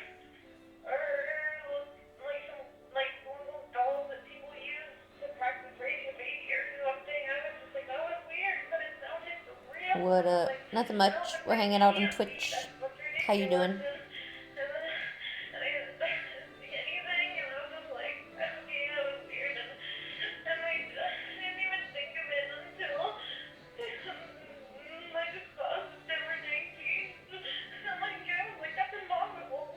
Silly. There's not a baby in there. As the second interview nears its end, Detective Jackson delivers his final confrontation with Jessica. But her following admission is only further compounded by the discovery awaiting them in the cabin where the baby met her tragic, untimely end. Let's cut this here, okay? I don't like to cuss, but let's just cut to the chase here. If she passed away, your problems were solved. You didn't have to be embarrassed. Yes or no? Yeah. Okay. Is that why you let her pass? Hello, Grimbo. Sure. I want to know why. Joe, Because thank you know what the right you. answer is, but you don't want to Welcome say it because you in. know how bad it sounds. How you don't want to doing? hear it come out of your mouth. Welcome in, you You don't want to hear guys. it. But I feel Good like, day to like, you. my feelings are totally different than like what my actions were. Well, I'm telling you, you need to tell me what your feelings are because your actions. We're over on Twitch watching some true crime if you guys want to come hang out. Horrible person that just let the baby die. Okay? That's what your Good actions girl. are showing. I'm the only one speaking for that baby right now, and I don't even have a name for her. What do I call her? I don't have a name for that. Okay? So I'm sitting here, I'm her voice today. I'm the one that can speak to that girl, okay? You didn't see her this morning like I did. Okay? Mummified. Okay? Petrified, like a mummy. And I'm sitting there, I'm just asking myself, how in God's earth can somebody do this? Macas, get some McNuggies. Sounds delicious. So weird. I hope they're delicious. This is like when I saw her, she like had her one arm up and like her legs were crossed and like her eyes were like kind of open, and I was like, what is this God like saying? Like, what the hell did you do? Like, why is she like, who dies like that? It was so weird to me. I can't get that image out of my head. I mean, I deserve it. Like, I did it. Spudge nesting, right? Give her for adoption. Why She's a don't you just cutie. suck it up and be her mom and provide for her? Because you didn't want to lose your job? Well, you lost your job. Now look at it. Because you didn't want to disappoint your wife. Well, guess what? You've been lying to me for the last 24 hours. Okay? I mean, come on. Jessica, you're 22, 23 years old. You know right and wrong. Yes? Yeah. Okay? You've been brought up enough. You've been taught enough. We talked about all that stuff. You know that. This doesn't make sense. You're not crazy. I feel That's a like go-to I for am. nugs. Hell yeah. Like, When I had nuggets the other day, I actually just ate them by themselves. I usually go for the barbecue or the honey. I'll just go eat the honey from my house that's at in my cupboard. But it used to be ranch for me, but I've lately moved to like the barbecue and then the honey. You have a good night too, Gavin. I appreciate you being in here. Thank you for all the gifts, you guys. They all go towards my rent. And if you send a corgi, that will get you entered into a drawing for free sweatshirt or shirt. like, I know all the right answers, and I know love what to chicken say, nuggets. Like, why? Like, Right now I want some Indian I can't, food. like, do I wish that. I know how to understand cook it. Like, I can't comprehend Knew it. how to cook it. I feel like I don't know. Especially butter chicken. Spicy nugs, they are better than Wendy's. You know, actually, McDonald's needs to make like Indian-inspired dipping sauces. They need to make a butter chicken dipping sauce. Because The way I would eat nuggets forever just with like a buttered chicken dipping sauce. Oh man. I can do that too, especially with the spicy nugs. They're better than Wendy's. I've actually never had Wendy's nuggets. I still want to do my food thing. That's one thing I should do is compare nuggets though. I really like McDonald's nuggets. I don't know what it is, but it's just the flavor and everything is just it's really nice. And let your baby die and not really give care about them. How does a person get to that point? I have no idea.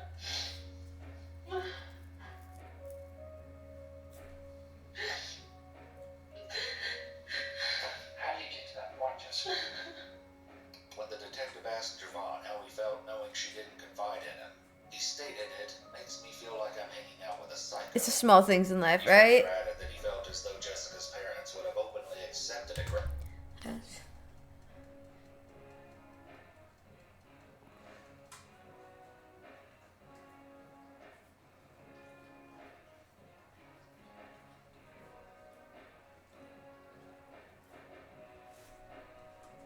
grandchild into the family, and had even asked in the past when he and Jessica Papa were going to have a Julian, child. thank The you. detective continues to pressure Jessica in an apparent attempt to get her to Let me explain write your her name down. motives Hold on, using this. her own words. Jessica, I can't sit here and say that you care about your baby.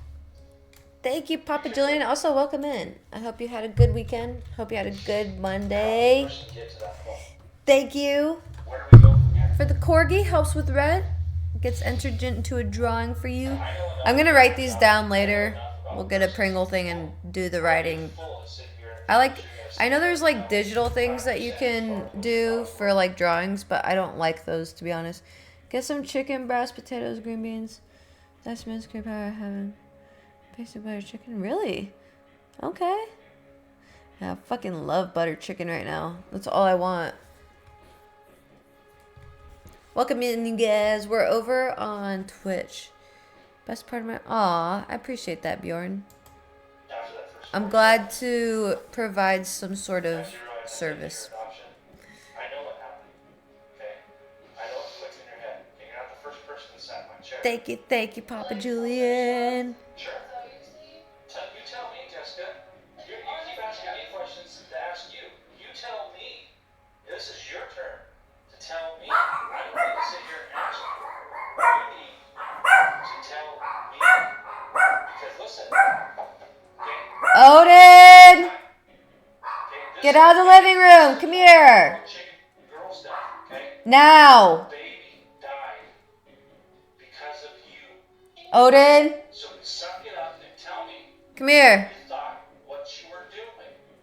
It's that simple. Do you not have enough character to do that? I do, but like, Do you not care enough? No, you know what? You do care enough. She kind of looks like Hermione. You don't care enough about her or anything else. It's about you. That's what you're telling me by not telling me what you need to. Okay? This isn't my first day. Okay? I know what I'm doing. I know what you did. Why did you do that? Why did you give them? Why did you let her die? guess it is. Well, here's the deal. You're not Oh yeah, that's true. I bet you they do have like pre-made I'm trying to buttered chicken sauce. I didn't even think of that. I leave this room again, I may not come back here. I'm still new to the Indian food world. Finally, Jessica offers her own Like the other day I saw today when I was looking at groceries, I saw burritos that were like, you know, buttered chicken and tiki masala. I was like, I was literally saying that when I was eating Indian food last time. That'd be good in a burrito or on a pizza or like a buttered chicken soup. I'd fuck with it. and could have prepared the detective I love butter with chicken. disturbing and twisted I prefer that over the tiki masala. Guess it's just selfish reasons, and I, like, on it, like, I'm thinking, like, okay, my Other friends curries left and they me, got and, frozen like, meals that are like, okay. there has to be I have to reasons. try out the canned sauces. Stupid going through my head the whole time, like, okay, you know, maybe she's not meant to live. Maybe, like, I'm not producing milk for a reason. Like, okay, that's stupid. What? Like, okay, if she can make it to my days off, then it's meant to happen. She's meant to live. Like, just stupid things like that were going through my head the whole time. And I'm like, okay, I'll take her down.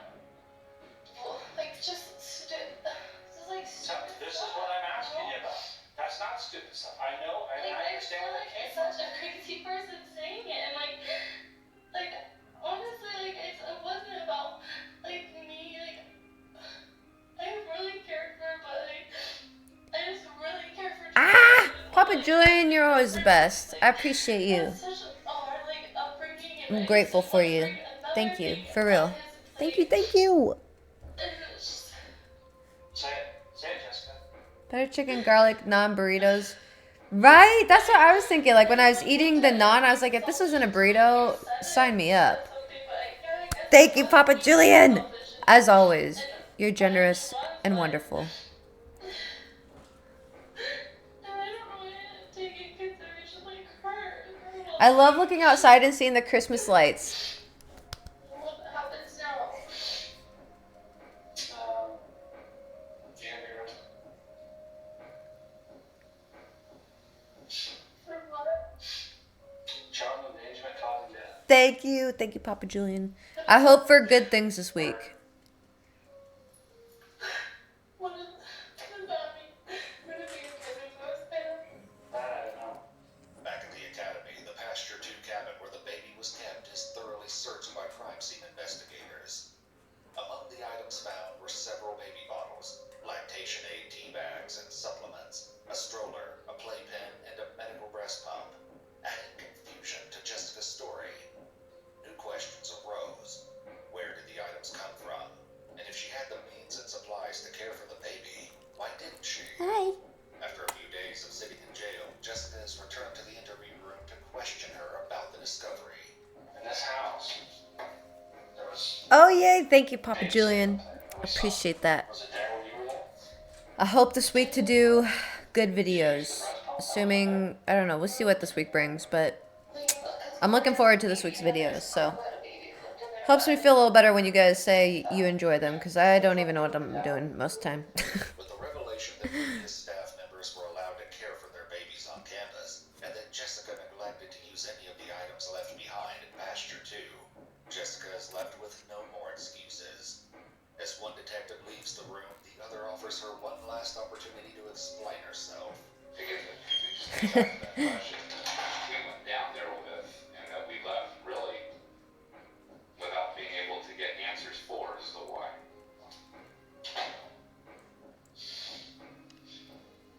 Any thoughts on that? Like, I want to know why too, like, I don't know, you know?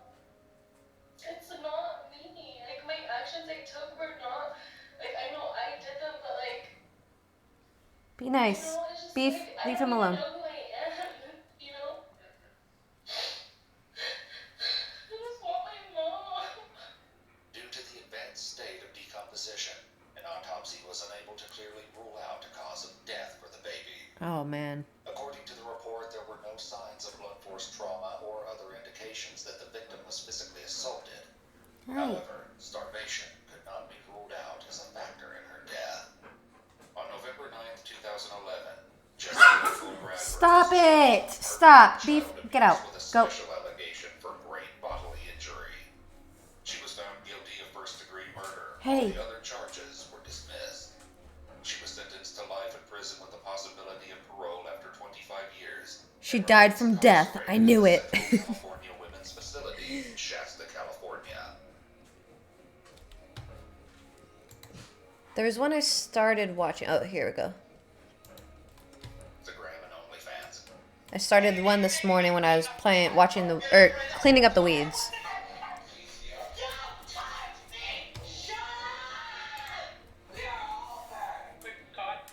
Damn. Anything happens, wow, this looks like the Dexter office. Look at that. Go ahead for a bit. In April of 2022, former Instagram influencer and OnlyFans model Courtney Clenny had been in a tumultuous relationship with her boyfriend for 2 years. While the couple's relationship had been rife with conflict, and the police had become involved multiple times, no one anticipated just how dire things would become. But on April 3rd, one of their fights would escalate to a whole new level, leaving one person in critical condition, and police struggling to understand how months of arguments had ended with an apartment covered in blood. The events of April 3rd kicked off with this frantic 911 call made by Courtney Clenny. Most of the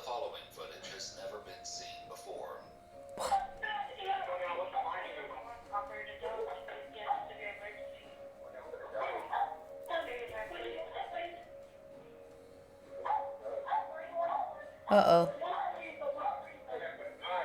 listen to me. You need to stop screaming up the line and give me the address. 3101. What, ma'am? My boyfriend is on your back. Ma'am, what is the address? Uh-oh, she stabbed me. Ma'am, can you hear me?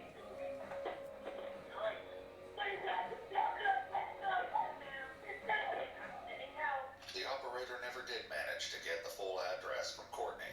Thankfully, someone else in the building had heard signs of a disturbance and asked security to contact law enforcement. City of Magic Police 911, operator Donald, what is the address of your emergency? It's emergency. I'm calling because there's a Finally fight get the going hair on. out of my eye, Yeah, damn. there's a fight going on right now. Is it a physical fight? Yes. Not only did this caller share the full address, but he also shared the specific apartment number where the altercation and apparent injury took place. Since this report matched the partial address Courtney gave, the operator was able to confirm that this was likely in reference to the same incident. Now that they have this Docuseries? information, Of what officers specifically? wasted I don't know. I don't have time Netflix. making their way to the apartment in question. The scene they found was every bit as dire as Courtney's hysteria on the phone suggested. Please, here, please. Shh. Hey, come on. Come on. Come on. Come in. Get up. Leave. Get up. Get up right now. Get up right now. Why do you have to keep him upright? I just want to keep him upright. Get up right now. Get up right now. Baby, wake up. Wake up. Wait. What? Gurney? Courtney. Just keep him upright. Courtney, listen to me. Get up. Get up. Come on. You gotta get the dog, man. Get up. Please, go. Please. Listen. Think of the other ones at the moment. Okay.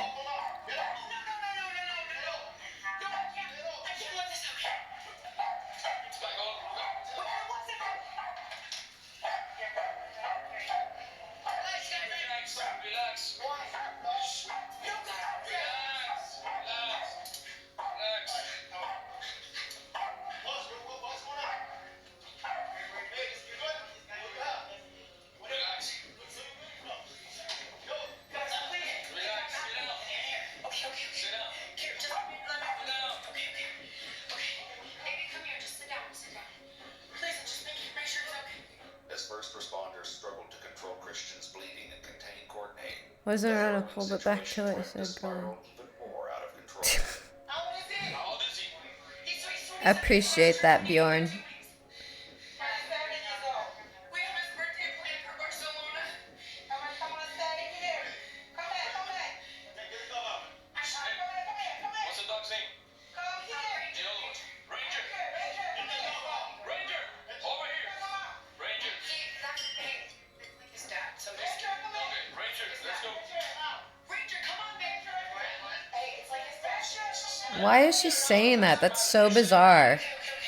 While officers inside raced to help Christian as they waited for emergency medical services to arrive, Courtney remained frenzied. Guys, please tell me what's going on. I just want to be sure he's gonna be okay. Please, tell me what's going on. I'm looking you, I'm looking you in the eyes. Girl, please tell me. Girl. Can I please stand up and see? I've been getting in this bad habit of saying girl a lot, which doesn't flow with who I am. But it's getting bad. So bad that I call the dogs it. Like Beef will be all crazy. I'll be like, girl, chill. Calm down. No, ma'am. No, ma'am. I'm covered in his blood because I'm trying to save him. I understand that. And if I know, I'm young, what will I do about it? I need him. He's like my other half. Things might have been quieter inside the apartment, but the situation was growing more urgent by the second. Hey, fire rescue team to help me out. Relax, boss. Hey, you're bleeding a lot from here, man. Just like the officer said, fire rescue arrived just seconds later and began working to stabilize Christian enough that they could move him out of the apartment and into the ambulance waiting downstairs. A task that turned out to be easier said than done. Relax, man. Relax, boss. Relax. Hey, Christian, go. Christian. The EMS team was in for quite a surprise while assessing Christian. No, we don't know. But he has to go somewhere. No, but he started moving, so we don't know if... Let me make some room for the switch all this stuff. That's right. The first first officers to respond had actually handcuffed Christian as well as Courtney. Not knowing who the aggressor was, this would eventually become the main question of the investigation that followed. Yeah, can we go clean the courthouse? I mean, you get the key. I have the key, yeah, but I didn't want to fight. I understand that. Both Courtney and Christian would be closely Condo scrutinized in the poster? hours What to does that come. mean? But for now, medical attention took priority. Christian was uncuffed and released into the custody of the paramedics. However, they ran into another, even larger issue almost immediately. Upon seeing what was happening with Christian, Courtney Look at my ceiling, TikTok. outside launched into a fresh wave of hysteria. Sit down. Sit down. Stop your body back. Sit down. Sit down. Sit down. Sit down. Sit down. Sit down. Don't move from there. Why are you You're not helping anymore. Everybody's here to help them out. No. It was, in fact, a body bag, but not for the reason one might expect. The hall leading to the elevator was too small for a gurney, not to mention crowded with people and debris.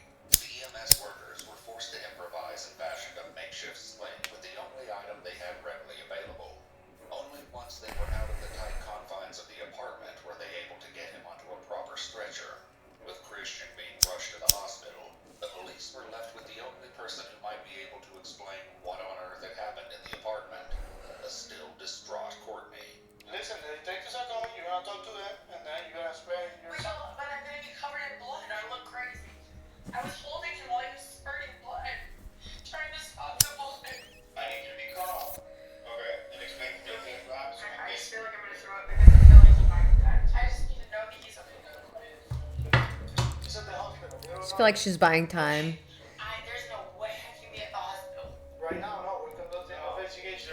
Zero chance. Why? Why is that? Smooth walls. Because we need you here. Yes, they're very nice ceilings. We can all wash. We can all.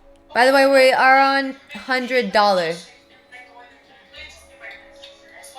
Despite Courtney's pleas, the only sanction We are on Twitch if you want to come hang out. Link in my bio. when the detectives arrived. My phone's got 20% left, so I'm just gonna let it run till it dies. But we're gonna be on Twitch for like another hour, watching this, hanging out, chilling for a Monday, feeling good, hanging. Her farewell to the dogs might have been emotional, but by the time she reached the Miami-Dade police station, Courtney sounded far more collected and casual than one might expect. Wow, this looks like the Dexter office. Look at that. Shit, this is Oh, it's supposed to be in Miami, please. To make his joke. Instead of replying, the officers escorted Courtney into an interrogation room to wait for the detectives. I'm assuming I'm the blue shirt. just at this point, so I can check that out. Is it like a paper towel or tissue or anything? I've been crying a lot. When she was left alone, Courtney appeared to once again become deeply distressed. Weird.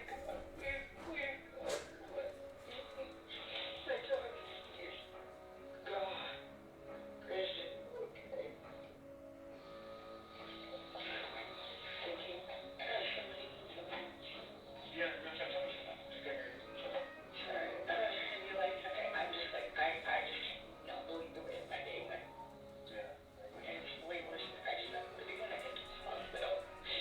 Yeah. What time It's like I desperately want to get to the hospital. Either way, you're gonna rush. Still gonna be able to see him for one place. You feel like, You wouldn't be able to see him at this point. Yeah, we're gonna have to put it still. He's still working. We're still taking care of him. It's a process. So, I just want to be there when I can.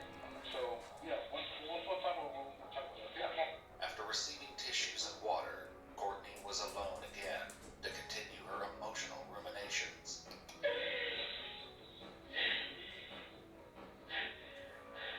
I think she's just really scared that she's gonna go to jail for murder. I don't think she's really worried about her dude. Working.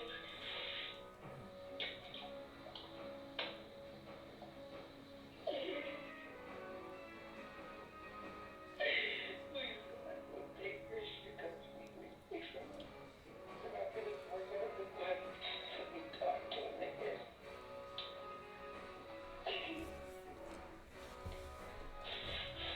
Let us both tell each other. After 15 minutes, she was joined by detectives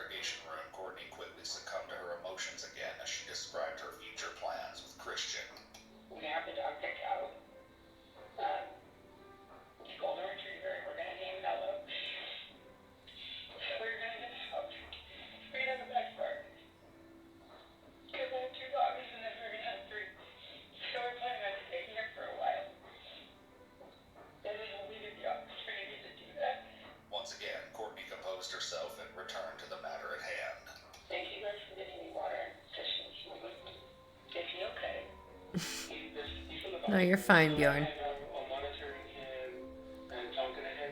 So we're waiting. Oh my god, so he's not even have to have surgery. Well, I don't know.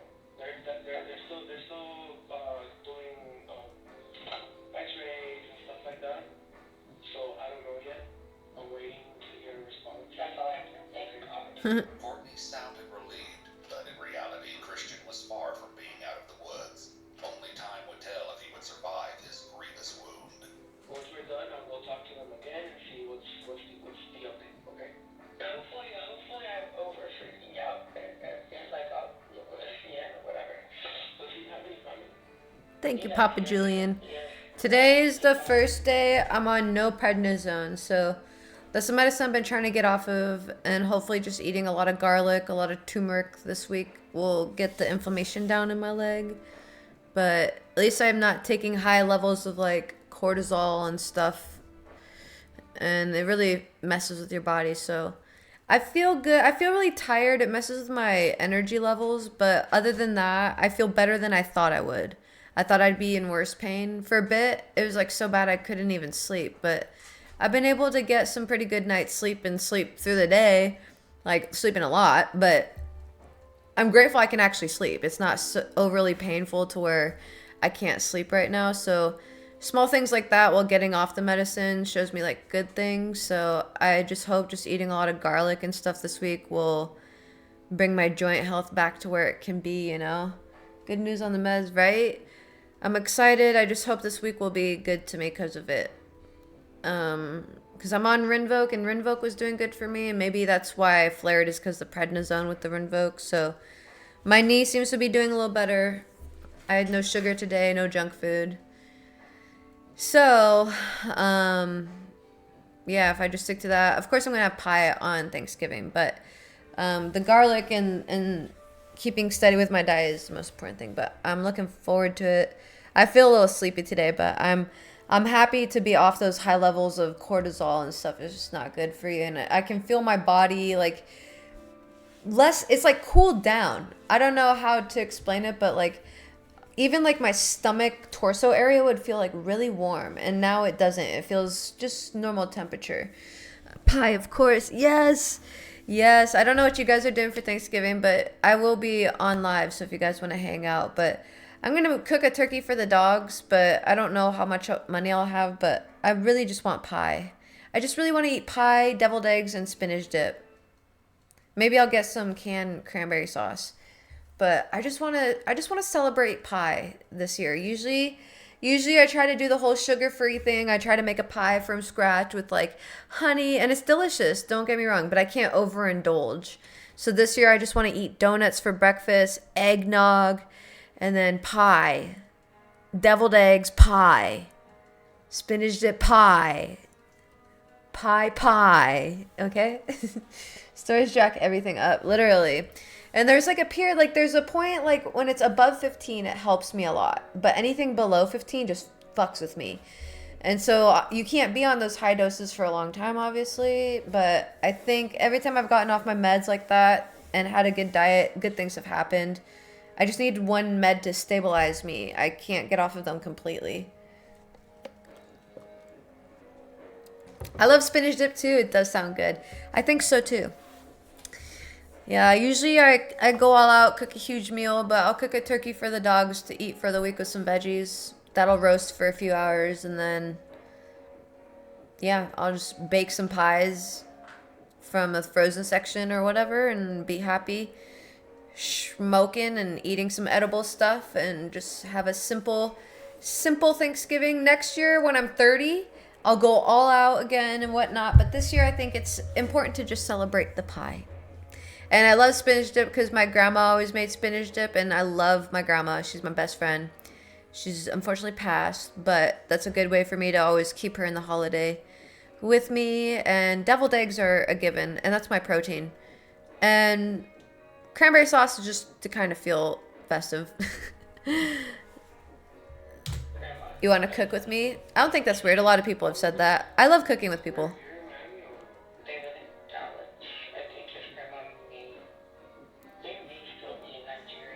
But yeah, I will be on live on Thanksgiving, hanging out, eating pie. You guys will watch me do pie vlogs and stuff, probably. I might get some beer. Just kind of overindulge a little that day. You happen to know something like that? None of theirs, no. What is called? You know, he told me. I can already taste the pumpkin pie. I'm not even focusing on this. I'm just thinking about pie. I love pie. I am really bummed though because no place around me has strawberry rhubarb pie. I've only had it once, but I didn't have it with whipped cream or ice cream, and I don't like pie without the topping. I mean, I do, but I like it with the topping. But I needed the strawberry rhubarb with a whipped cream or with a ice cream. And I just really want a strawberry rhubarb pie. I've only had one slice in my life, and I really want it again. So I have to find one. Oh, I also love deviled eggs so much. I guess I could probably make one. If there's like frozen rhubarb, strawberries are pretty easy. I just don't know how it's made or how it should taste. 8 different ways to make them. Yummy. I think I'm going to make a traditional deviled egg and then a bacon. Hey! A bacon deviled egg. Strawberry rhubarb pie is amazing. I know, right? My neighbor grows rhubarb. Do they? Hold on. Hey, Spudgy! Odin, come here! What does pie taste like? You've never had pie? You've never had pie? Depends on what you want. Strawberry rhubarb was your grandma's special? Yeah, I've only had one slice. I have many skills, but cooking and keeping it healthy is my pride and joy. Nice. How have you never had pie? You gotta have some pie at some time. Love you, miss you. Love you, miss you too. Machine Gun Joe, welcome back. Hope you guys have a good day. Hope you had a good weekend.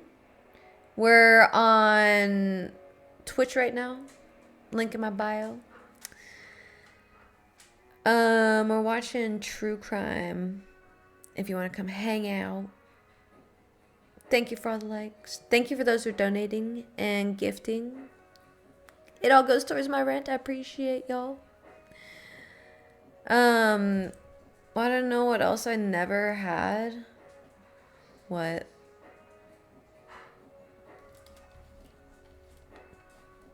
I could respond to that.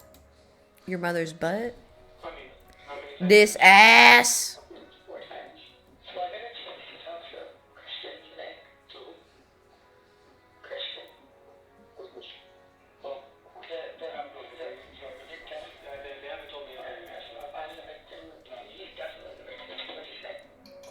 I know, I live far away from everyone. Funny enough, most people seem to live in Texas, which is right next to me. So I'm like the neighbor to people. Oh, you never had a GF? Hey, that's okay. You're waiting for someone important.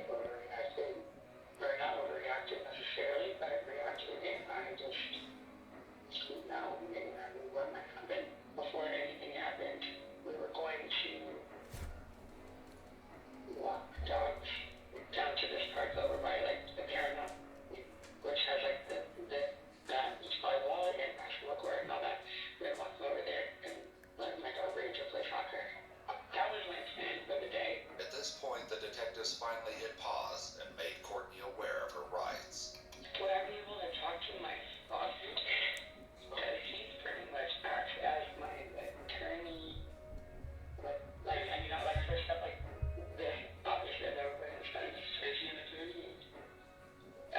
No. He's just. You could talk right now with me. If you were under 18, then yeah, I would provide you a phone call to well, you're over 18, so time to like it.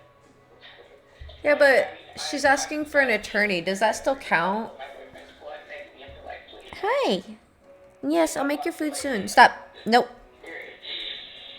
My boyfriend is not dead, is he? You can't talk to us about how you reached the hospital. Am I gonna be able to do that? No, they can spam. They're big mad. I love seeing people pissed off.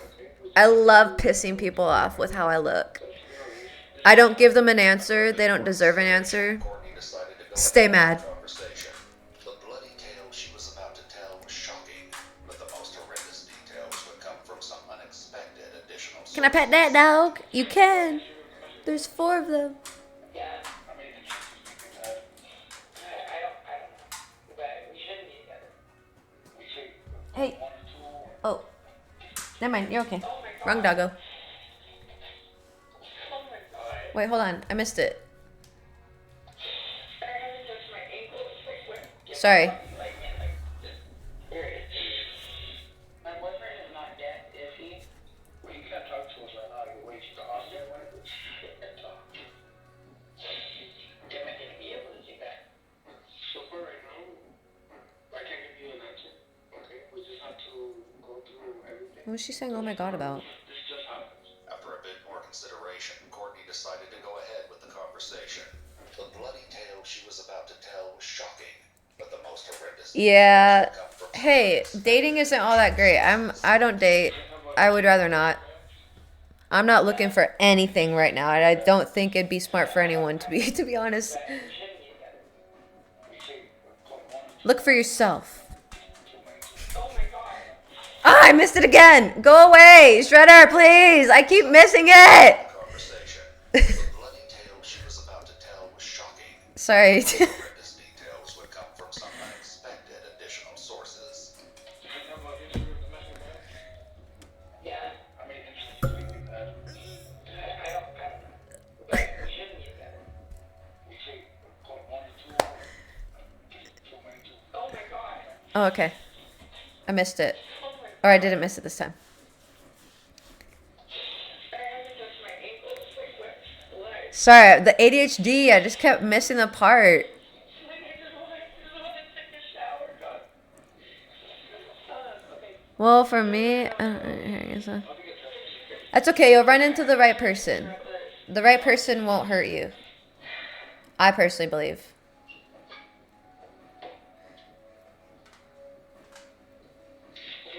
The universe knows what you want. God, whatever you want to call it, knows what you want. Divine timing, God's timing, whatever you want to call it. Blood on her leg. The detectives gently steered It happens. I swear by it. I know it's funny because I'm single. I can't really like say I'm not married or anything, but I feel like personally I will be married in this life because I'll find someone who loves me like I love people, you know. About a year ago. I think if you think someone's out there for you, they are, and the universe will bring them to you. Absolutely. I think you deserve someone. I think everybody deserves someone good for them.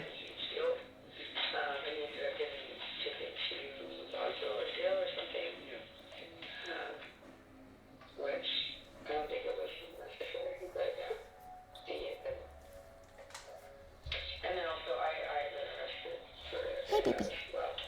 I know. Let's wait till this is done, and then I'll take you guys out and feed you, okay? We sound good? The incident in question took place Right, 100%. I agree with Bjorn. 7th, 2021. Fortunately, the detectives didn't have to rely solely on Courtney's recollection, as the entire call had been captured on body cam. Back in July, when the police Like, think about how many people you've met. Probably not a lot compared to all the people you will meet had been detained by in your life. One of them is bound to be your future wifey. And you'll feel it. I just know. Like, sometimes people just want to be with people for, like, because they look cute or something. I personally feel like, once again, I've never countered this, but I feel like when you see your person, you will feel it in your whole body. I don't think it's going to be like, bah! Like, I just think you'll know. You know? Some people are not patient enough to wait for that, so they get a person that they will settle for rather than waiting. Neither are bad. It's based off of what you think you deserve, you know? I think you deserve the ultimate true love. Started was called, she asked me to go to bed. Maybe I was like, no, I don't need bed. I'm just like disappointed that I can't do anything. How this disappointment over missing dinner had escalated to an altercation worthy of police intervention remained unclear. But what Christian said next proved that the situation was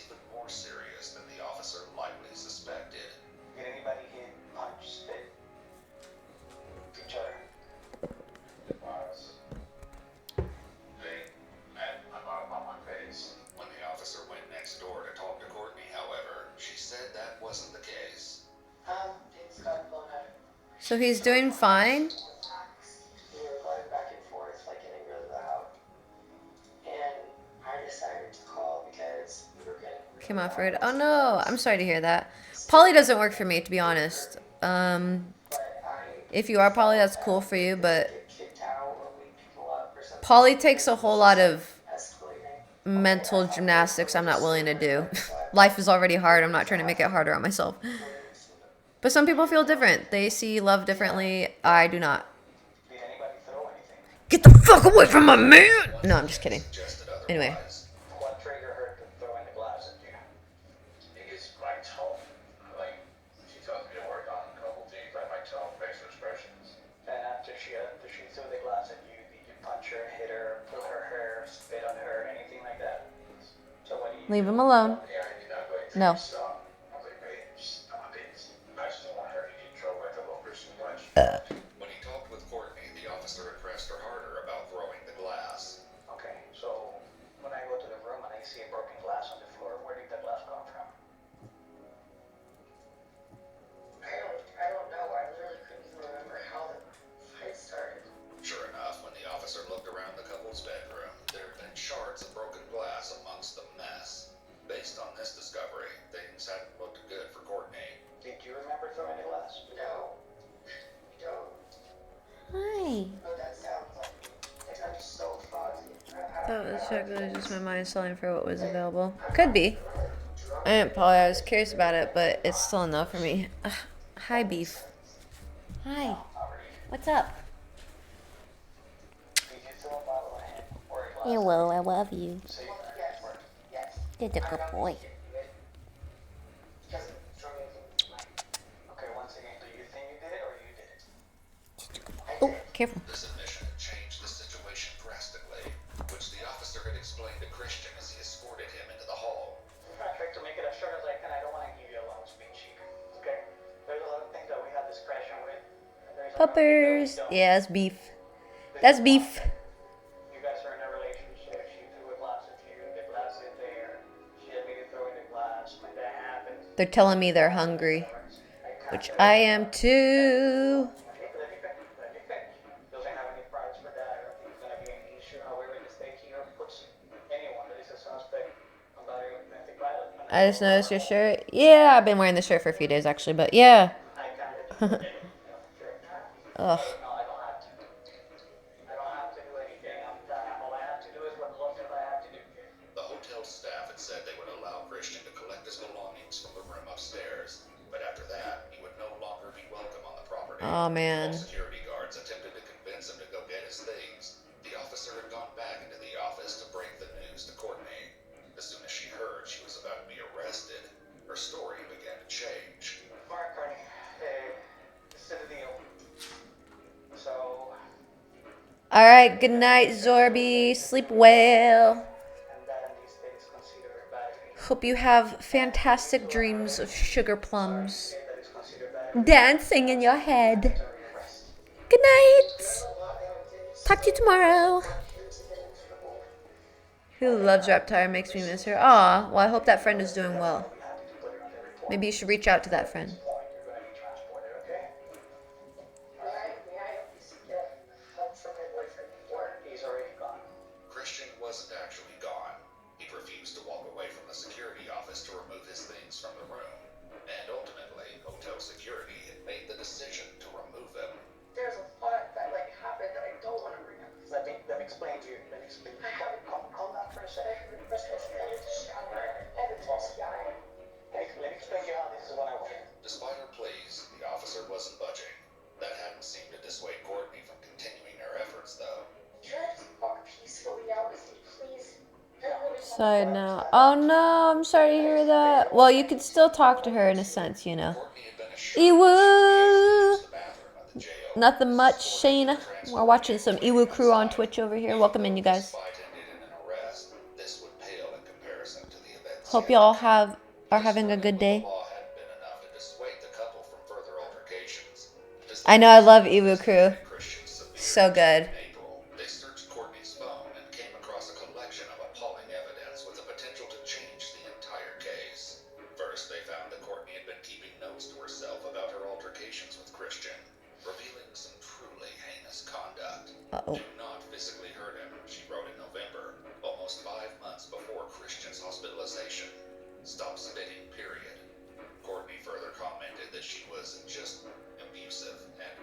close to really hurting him. Shocking as this may be, it was just the tip of the iceberg when it came to digital evidence of the couple's toxic dynamic. Back in the interrogation room, the police sought more details from Courtney about the couple's history of conflict. How many times has the police been called to your apartment? Or you called to the police since January? Okay. Police have been called. Jennifer, a few days ago, used to draw her a lot. She liked them. Aw, that's very nice. I like that. That's a good way to keep her memory alive and stuff. I don't remember exactly what the situation was, but he had taken a knife, he grabbed it in front of my face, and then I got scared, and we found Calms my that mind. Well, I'm glad to hear that. it wasn't for me, and then he took it into the extra room and slammed the door, so I got really scared that he was doing something in there that I couldn't control, so I called the cops. Oh, I love Adventure Time. That's nice. Hell yeah. Christian was found bleeding and unresponsive. The apartment building Sounds like she was really important to you. I like that you have good memories with her still, though. Those are, you know, as corny as it sounds, those are the most important things.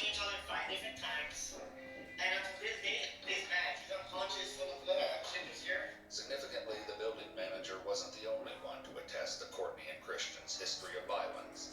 Shortly after Christian was whisked away in an ambulance, a man who lived across the street approached one of the officers to share more disturbing Uh-oh. information. We're on the 21st floor, they're on the 22nd. I see him. My girl saw too.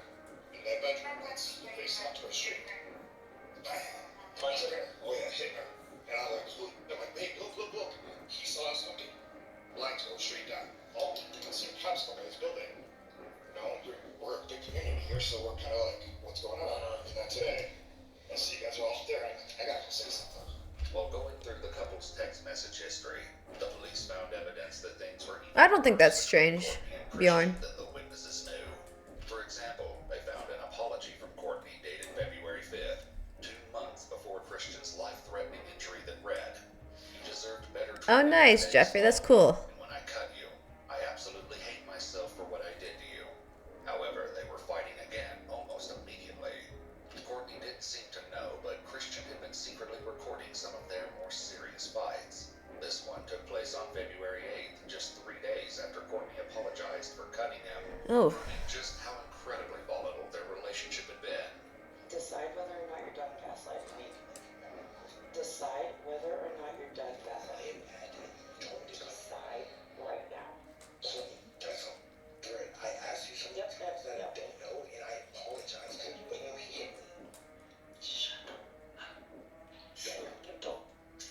No physical violence was depicted in Christian's video, but security footage from the apartment building told another story. Days later, on February 21st, police found this security video of an extended physical altercation between the couple. Unfortunately, the security footage didn't have audio capacity, and the reason for the argument remains unknown. Even without sound, though, it was easy to tell that things were already spiraling out of control between Courtney and Christian. The investigation would show that this sort of behavior was even more pervasive than anyone yet suspected. And what do you guys usually argue about? Or is it always a different issue? Do you mind telling us about those arguments? Probably girls in his phone or some shit. What are you eating, Odin? What are you eating?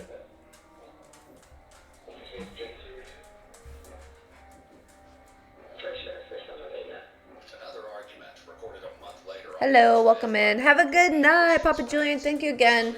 Thank you for being wonderful. I appreciate you. Sleep well. Sweet dreams. Maybe we'll see you tomorrow, but if not, have a good day. Thank you again for being here.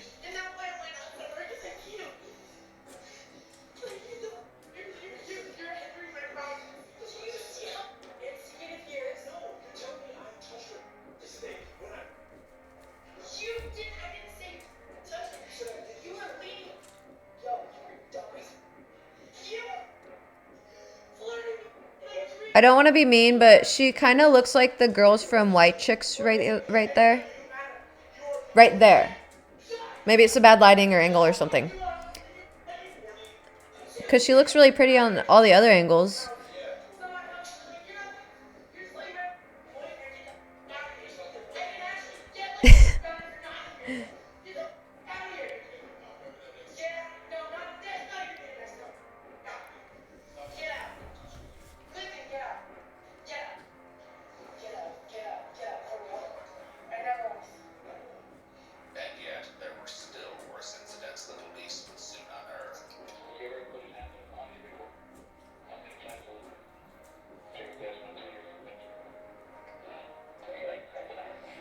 baby.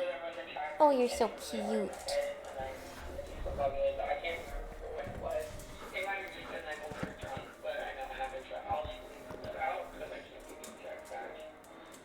I don't know why that. The last time I was in Florida, Come on up. Come on, Spudge.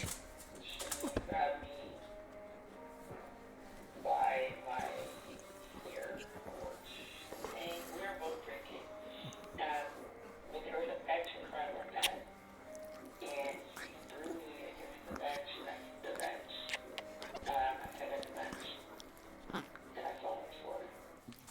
And there was another time my mom was on the phone, and threw me alone in the bathroom. But, You're so cute. I mean, I'm not Your little paws are wet. certainly a crazy person too. So there was that one. The cops have been up there, one of the times yesterday, You're so cute. for absolutely nothing. Absolutely nothing. The police's visit to Courtney's apartment the night before Christian was discovered You in okay? critical condition had been recorded on body cam. This situation, too, appeared to have been more complicated than she was letting on.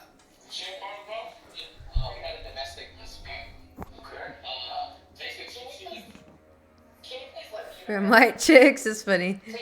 Yes. I didn't say anything. hold on. What's going on? Okay. Where's your apartment? Keith? Please. You don't need to talk to Keith. What's going on? Lying about Where'd you keep? Courtney explained that she was locked out during the course of an argument with her boyfriend, Christian. The building security manager explained how things went from bad to worse Hi, Beef. when Courtney came to the lobby to retrieve the spare key. This incident was eerily similar to a horrendous exchange that police uncovered between Christian and Courtney from months earlier. On October 9th, 2021, 6 months before Christian was found in critical condition, he messaged Courtney the following. The crazy thing about this is that yesterday when you stabbed me in the leg and you saw how bad it was hurting me, and I couldn't walk, I couldn't do, and you were telling me I wish I could take your pain away. Did I make you feel like for stabbing me? No, I just sucked it up and hope tomorrow will be better. That's right, Courtney had apparently stabbed Christian before. No, did not ruin the mood. Have a good night. Sleep well. Maybe we'll see you tomorrow, but if not, have a good day. Death. Back at the apartment building the night before, police found Christian with heroin wounds. The building security manager told police what he Thanks for witnessed. being here. Our boyfriend comes charging towards her, and we actually try to get her in the middle of it. The boyfriend actually came after her and started walking towards there. And then I just said, enough is enough. Police need to be called.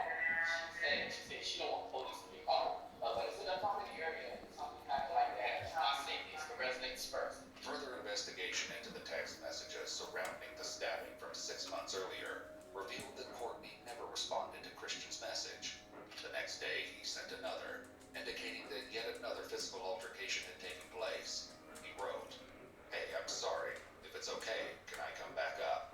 I know you said 5 minutes, but I've been in the restroom. My nose is bleeding and the back of my head hurts, like really hurts. IDK if it was your hand or the phone, but I'm really dizzy."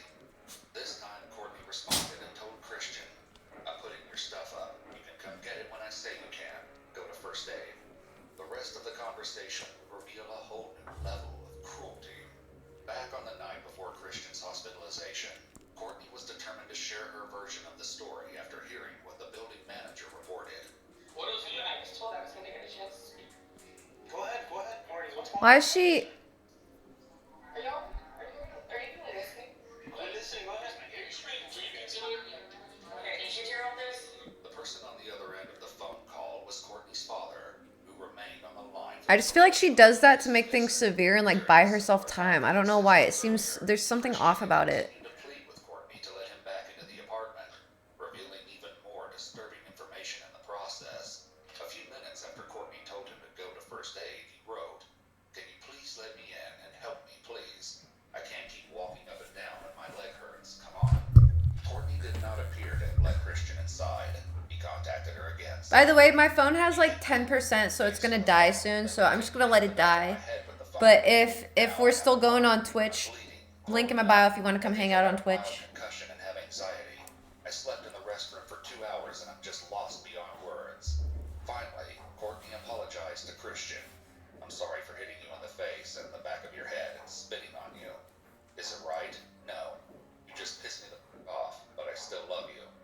All this and more would come to light as the investigation continued, including the couple's apparent history of No. substance use. However, this was only the beginning, as there was still more appalling evidence of the couple's violent relationship.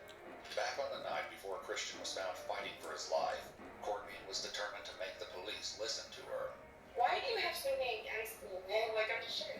What has anything against you? It seems like We're you don't trying like to talk. me. The officer Courtney had argued with stepped aside to talk to the security manager. When talking with him and several other employees, the officer learned that Courtney and Christian were actually in the process of being evicted for not paying rent. Oh. Courtney didn't mention this in conversation How? with With the other two the police OF and officers. stuff? It probably didn't help their situation that allegedly residents as far as 2 floors above and below Courtney and Christian's apartment could hear them yelling at each other and reported the disturbances. What do you need? Seriously. What? Yes.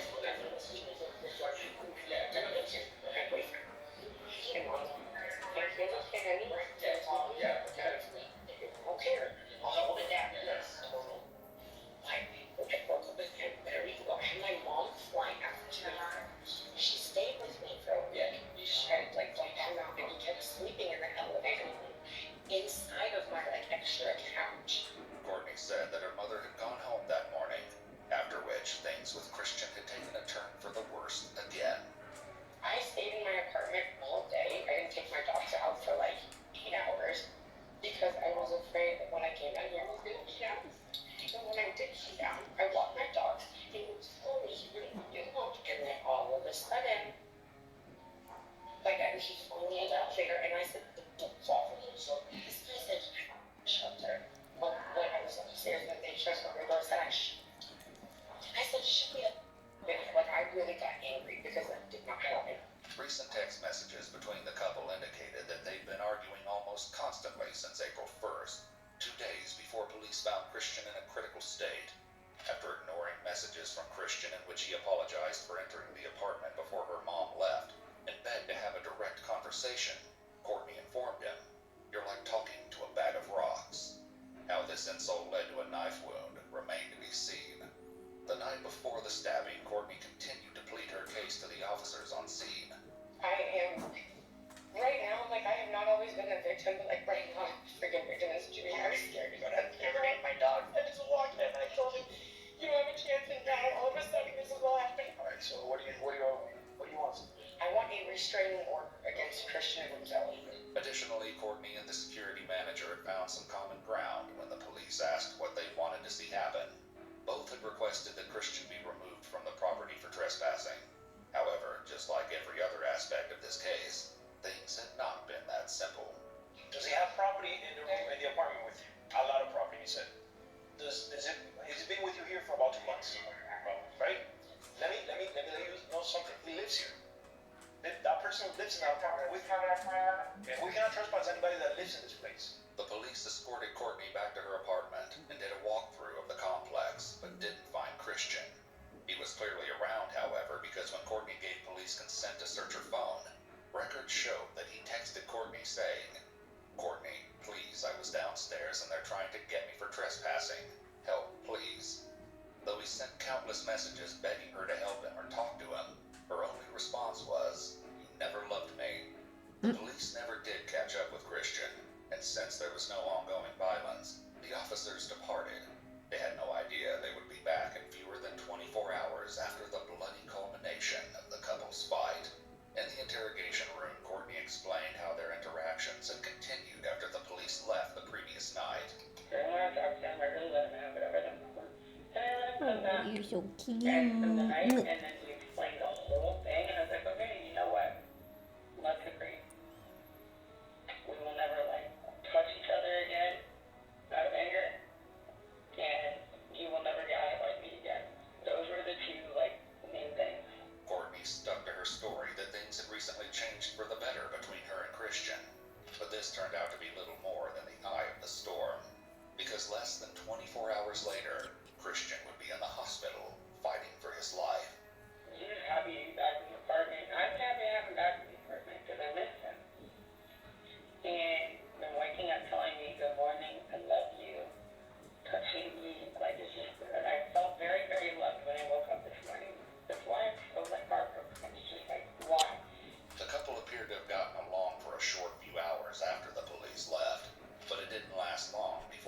violence erupted once again. Like I said, a little bit blurred. I was laundry and watching a Christina Randall video and tried to call my mom. She didn't answer the first time. And then he came back with a Subway sandwich before he left. He recited exactly what I wanted. I said, let me, I'll text what I want to you. And he said, I know what you want. I said, no, you don't. You recited it to me before you left. And he got it perfectly right. Came back. And I said something about like, oh, are you gonna like reshare your location with me? Like, did you want to share it? And he said, yeah, I'm sure. And I was like, oh, when did you do that? Like the other day, like when you were done with me. And I was like, okay, well, fair enough. Like, reshare it. And then until, I mean, it kind of like turned into like a little like argument or something. And they just told me to reshare mine. And I was like, okay, yeah, I will. And then I didn't do it immediately. They asked me about it again. And I don't know what I was thinking, but just said something about, well, what about some radio on the beat? Christian captured footage of this fight too. Notably, the precipitating argument seemed to have gone a little differently than Courtney told the detectives. Courtney, you're drunk right now, and like it's hard to talk to you right now. Don't get me alcohol! We already had Don't get me alcohol! Don't get it! Don't get it! It got even worse when investigators made yet another shocking discovery. 3 Ow. months earlier, on January 31st, Courtney texted Oh, Christian ow, this beef. heartless message. Hopefully this gives you time to think about your actions. Enjoy the hospital. A little while later, she checked in to ask, you keep up, how does it feel? It's unclear what sort of altercation led to Christian's hospitalization, but further messages showed Courtney daring him to tell hospital staff what had happened. Instead, Christian said he would explain his injuries away as a football accident. Even this, though, was just a precursor of the horrors to come. More of Christian's recordings revealed how bad things got in the lead-up to his most grievous injury.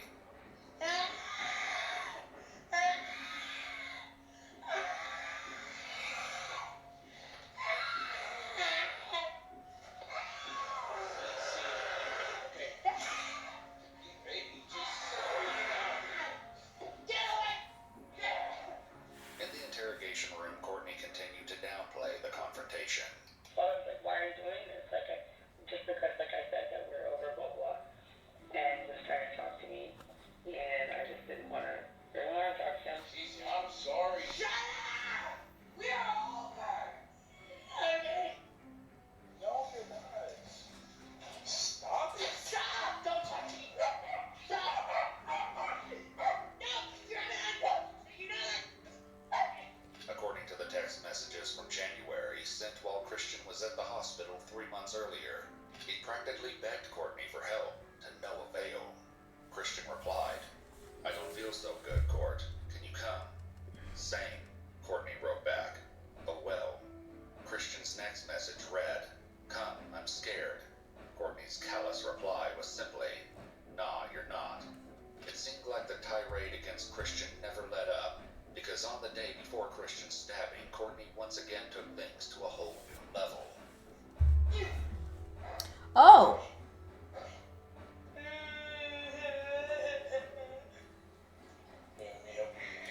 Additionally, she happened to leave out another precipitating incident.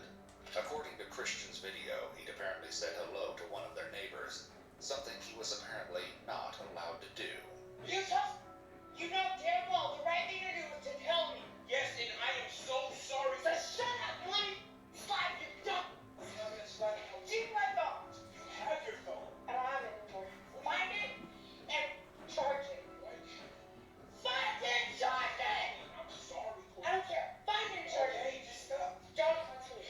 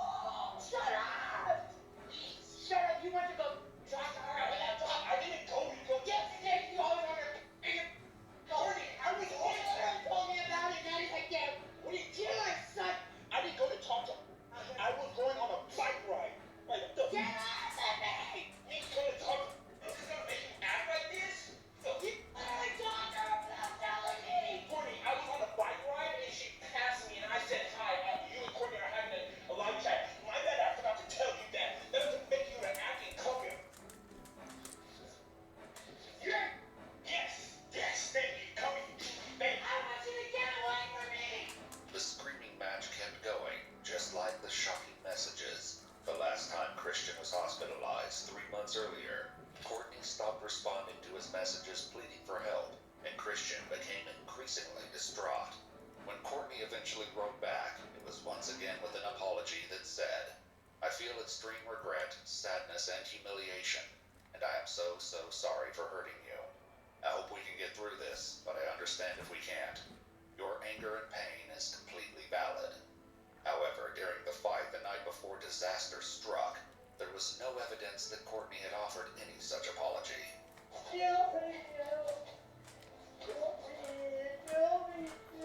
Cece, I'm sorry, I didn't tell you. If you make one more excuse, I will shut my ears. I will never listen to you again. You know damn well I will. You know damn well. You'll. God. I need to make my phone. I need to go home. I need to talk to them. I need my phone. Cece, Don't touch me. what is going on? Like, what are you gonna get this mad at me when I'm apologizing to you? But Christian's attempts to apologize seemed to have no effect, and the couple remained headed towards disaster. At the police station, Courtney continued with her version of how the fight progressed. And he ended up hitting me against the wall.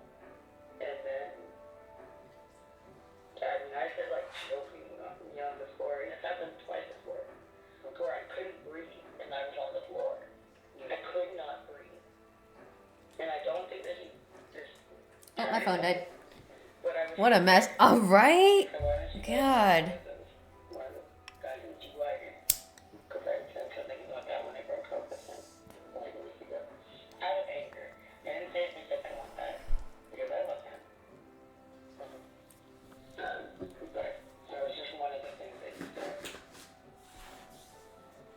Was that at the moment that he was charging you, or earlier in one of the arguments?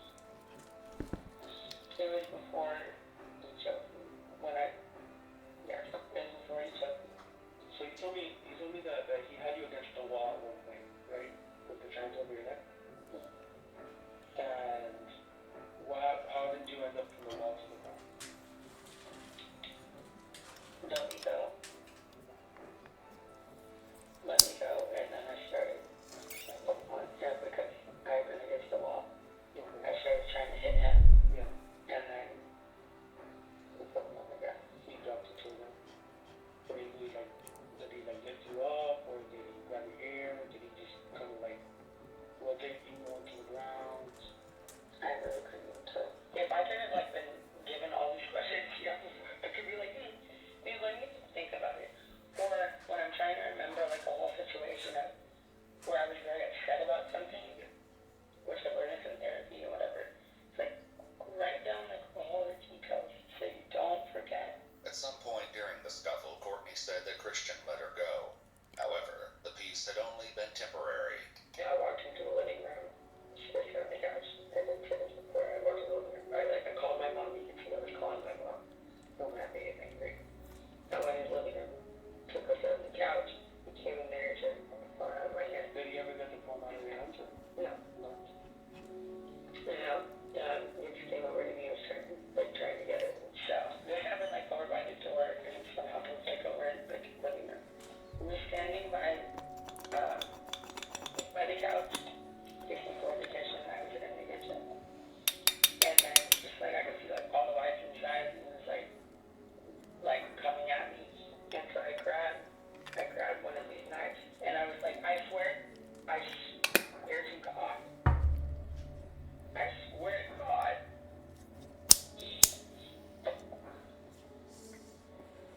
It was just I would be like, don't come anywhere closer to me. I had absolutely no intention of using it. I'm on the phone with my mom, and he's coming at me like he's gonna grab either the phone or the knife or something, and so I was just I was like, oh, don't come any closer. Coming at me, and I threw it. After some prompting, Courtney estimated that Christian was about 10 feet away when she threw the knife. This would turn out to be a critical and contentious Why would you piece of still evidence throw that it? He's not in investigation proximity of you. What exactly did you do? You do it like this, or kind of flung it at him, over him, or how did that? Oh, I just flung it. You just flung it over your head, or from Like this.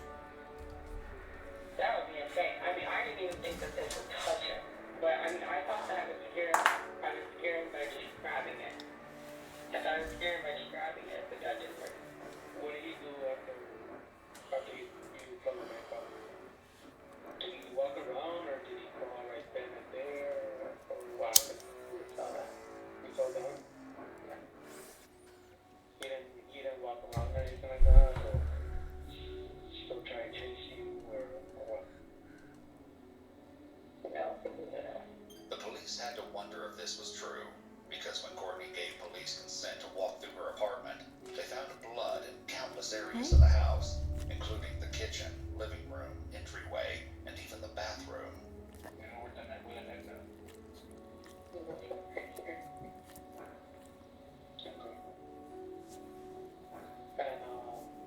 And what did you do after he got? I ran over to him and grabbed him and like it's just like a blur. But I ran over to him and I grabbed him and I just said, "Oh my God, what do I do? What do I do?" Like I'm like the worst person around. What do I do? So cute. He said, You're so cute. I was on the phone with my Good mom. little baby. He said, Yeah, he's a cute boy. I was like, okay, on the phone. I said, Mom, what do I do? And she's like, call 911. I think I I called love 911. you. You're a mashed potato. Couch. You're just a mashed potato. Yeah. With your pretty little eyes. With your pretty little face. Mwah. In our like little like laundry closet. And there was like bleeding blood. And I was looking at and he said put pressure on it. Because I was like, he kept trying to lay down. He kept trying to lay down. And it looked like he was moving and like, oh my God, God forbid I lose Christian. Like I'm so okay with like us breaking up at some point right now, obviously, whatever, I don't give a but God forbid anything happens and God forbid. So yeah, I was just like, just trying to lay down and I was just like, please, Christian, please don't do this, please don't do this to me. He kept sounding like he couldn't talk or something like he was just like looking at us and like, open your eyes, open your eyes. He's talking to his mom and his grandma. And it just felt like everybody was every second was like a freaking minute. Was it nice stuck on it or somebody pulled it up? No, and I thought about this while you guys were outside. I don't know if it's seen him and it came out or if he grabbed it. Because I almost thought it was a little irritating with him when y'all were out there. Because I was like, I swear, this is freaking rule number one. If you watch Game of Thrones or anything else, you're gonna anything. Yeah. You have something in you. Typically, you don't pull it out, right? I mean, y'all know about something in you. So I kind of got a little irritated because I was like, I was just assuming he pulled it out. But I don't know, maybe it just fell out. I don't not think that this was. I don't know. I really don't know if it's justified at all. No. The detectives prepared to step out to regroup, but they were far from done with Courtney. When another officer checked on her shortly after, she asked him a burning question, but it wasn't about her boyfriend. When will I be able to change out of these bloody clothes? I was holding him while he was bleeding. I mean, my toes. We're gonna see if we can find something for you, and then we're gonna see if we can find something for you and bring it over, okay? Another officer came by to assure Courtney that her dogs had been taken care of and were staying with their usual groomer. The doctor said I took them to the Pizza Pot, yeah. Where she answered, and then I told her it was an emergency. Were they still covered in blood? Not too much, they ran a little bit, but I told her she's gonna wash them and she has food there. Then Courtney was again left alone, and after some more praying and crying, attempted to get some sleep. It was only when a third officer checked on her that she finally asked about Christian. There's nothing on Christian. The other detective's looking at it right now. Is he okay? We're gonna check. We're trying to reach the officer at the hospital. After 30 more minutes of waiting, forensic techs arrived to collect evidence from Courtney, including swabbing her neck and hands and photographing the many bloodstains on her body and clothes.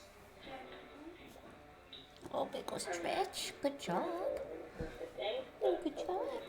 You're so cute. Usually there's bruises like on my arms and my legs. You want to get down? Okay. Courtney let the investigators know that she picked off several of her nails while waiting to talk to the police, and indicated several other scrapes and bruises. However, when looking Odin. at Courtney's Instagram account, these injuries were determined determined to be old, possibly much longer before the fight that landed Christian in the hospital. In fact, they found no evidence. Probably from him, like, Marks stopping that her they could arm expect to from, be like, hitting consistent her. with Courtney's Him. story. Courtney's clothes were also collected as evidence, and she was given a hazmat suit to wear for the time being. She was also introduced to her lawyer, who accompanied her back into the interrogation room after she changed. Yeah, look, nightmare. So you're living in a nightmare right now. Yeah. Yeah. I will feel so much better once they just say it's stable. Yeah. Because I've been asking that, and that's what we're waiting for. I mean, I feel like, yeah, I mean, if he's not, that's a lot worse for me. But if he's not, that's just a lot worse for everybody. I don't know what I'm gonna do. I don't know what I will do with myself. Well, it's not okay. No matter what. I mean, I clearly can't be here. No matter what his condition is, you gotta, right? We have no control. What's done is done. We can't do it. We need to move Actual forward. case photo blurs out the whole thing. Okay. That's funny to me. I don't know. I will be talking obviously to your family. Like, what's the point of even showing the Like photo? I still feel, confident that you're going home. And straightforward with you, there's some concerns about your mental health to make sure that you're okay, because this is very traumatic. So there may be some steps in there. Yeah, come on in to make sure that you're okay. And that's it. But we're getting you home. Okay? Okay. Courtney had a few more minutes to chat with her new lawyer, but before long, the detectives returned to the interrogation room with some news that changed the entire case. So, we have to inform you that Kristen did not make it. Oh, shit. Kristen is dead. Oh my god. Oh, man. The lawyer's like, well, fuck. Everything I just said is not right then. I don't know if that's true, but... This is not real right. Okay. Uh-oh. Uh-oh. Kristen died. Can I please have a hug? Am I allowed to do that here? What was it? What? Get out of here!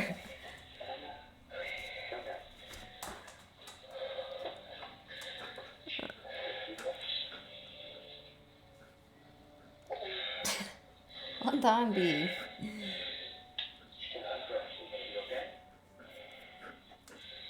You just killed someone, lady. That's crazy.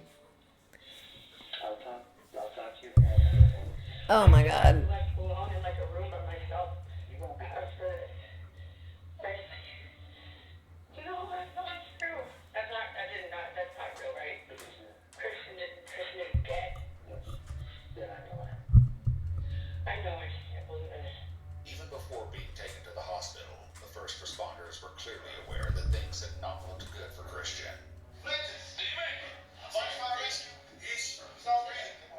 Uh-oh. Tragically, Christian was pronounced dead shortly after arriving at the hospital. Oh. During an autopsy, the medical examiner determined that Christian's right subclavian artery had been cut, causing him to bleed out. Oh There were no. characteristics of Christian's wound that would raise questions during the investigation to come. There's no way she threw that. There's just no way. The chances of like an unmarksman knife throwing, like making it in that area of the heart area to cut that artery. I feel like he was in close proximity when it happened. Like, No, it's not. Oh my god. Oh, I wanted to be at the hospital. I really said anything. that wouldn't have done anything. Hospital. I begged him, please go to the hospital. I mean, obviously, there was things to pay out, but like, I begged him, please go to the hospital. Oh my god. And our friends, oh my god.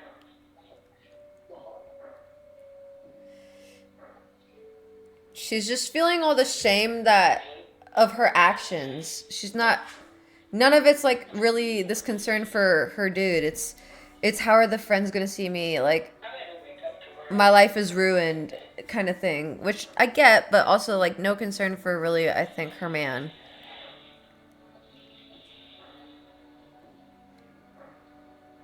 And that's the last time I ever talked to her. The last time anybody ever talks to her.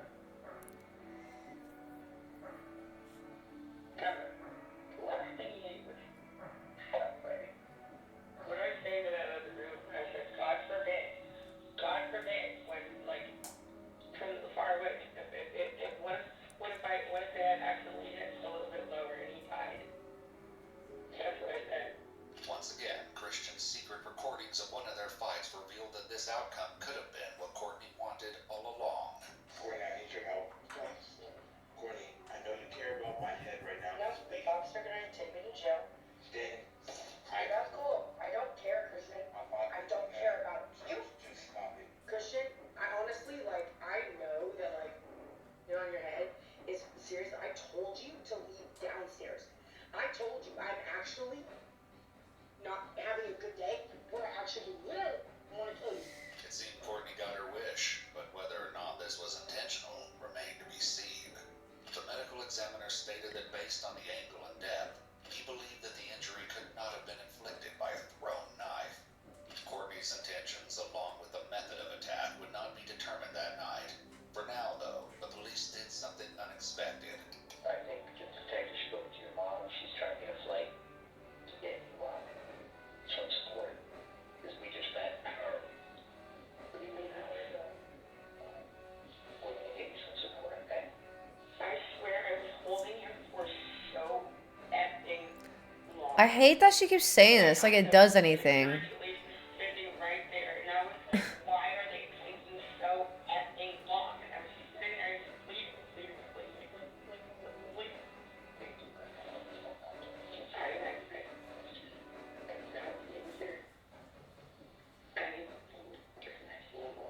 Against all odds, Courtney was released that evening.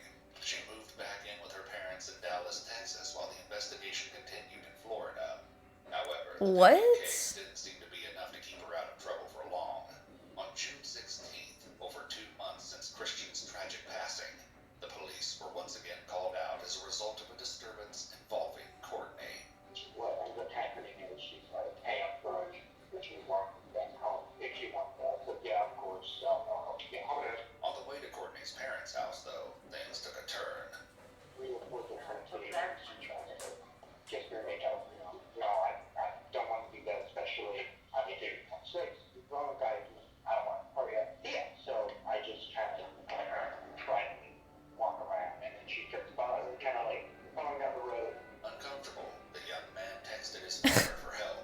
I'm like, I don't mean to laugh, but what a crazy role reversal. I've never heard that. actually, I thought you want to see if we Courtney's mother, Deborah, was already on scene talking with another. Nah, she's unstable though. I would be scared of her too. With Courtney directly to hear her side of the story. Perhaps predictably by now, her version went a little bit differently.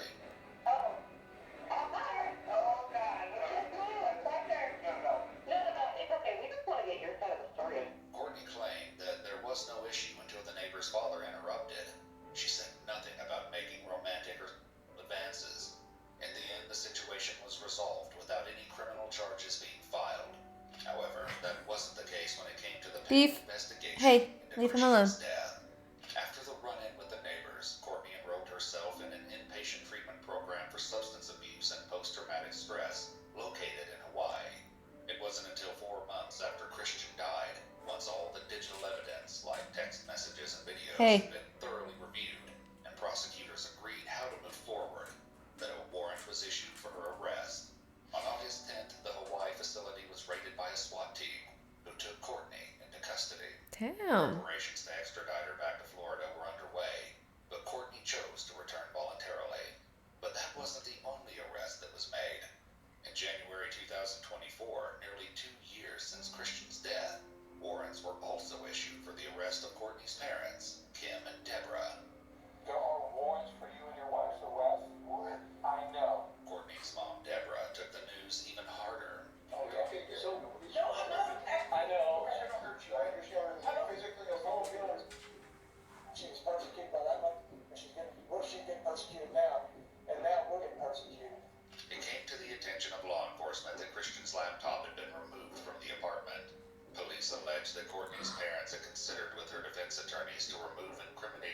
evidence from the laptop before it could be used in court. However, there was no evidence found against the parents or the attorneys, and ultimately the charges against Kim and Deborah Clenny were dropped, while the attorneys were never charged in relation to these allegations. But the same couldn't be said for Courtney. She remains in jail without bond as she awaits trial for the charge of second-degree murder. In her court appearance on November 15th, 2024, the judge denied a bond again. Until the trial is complete, we won't know what really happened to Christian Abumseli, or if justice has indeed been served. It's important to note that all persons charged with a crime are presumed innocent unless and until Damn. guilty in a court of law. That's sad. Well, RP to that dude. For real. Yeah.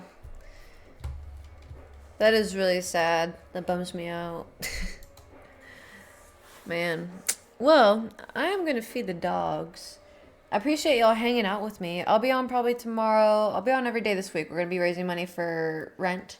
So thank you for those who've been adding to my goal slowly but surely, dollar by dollar.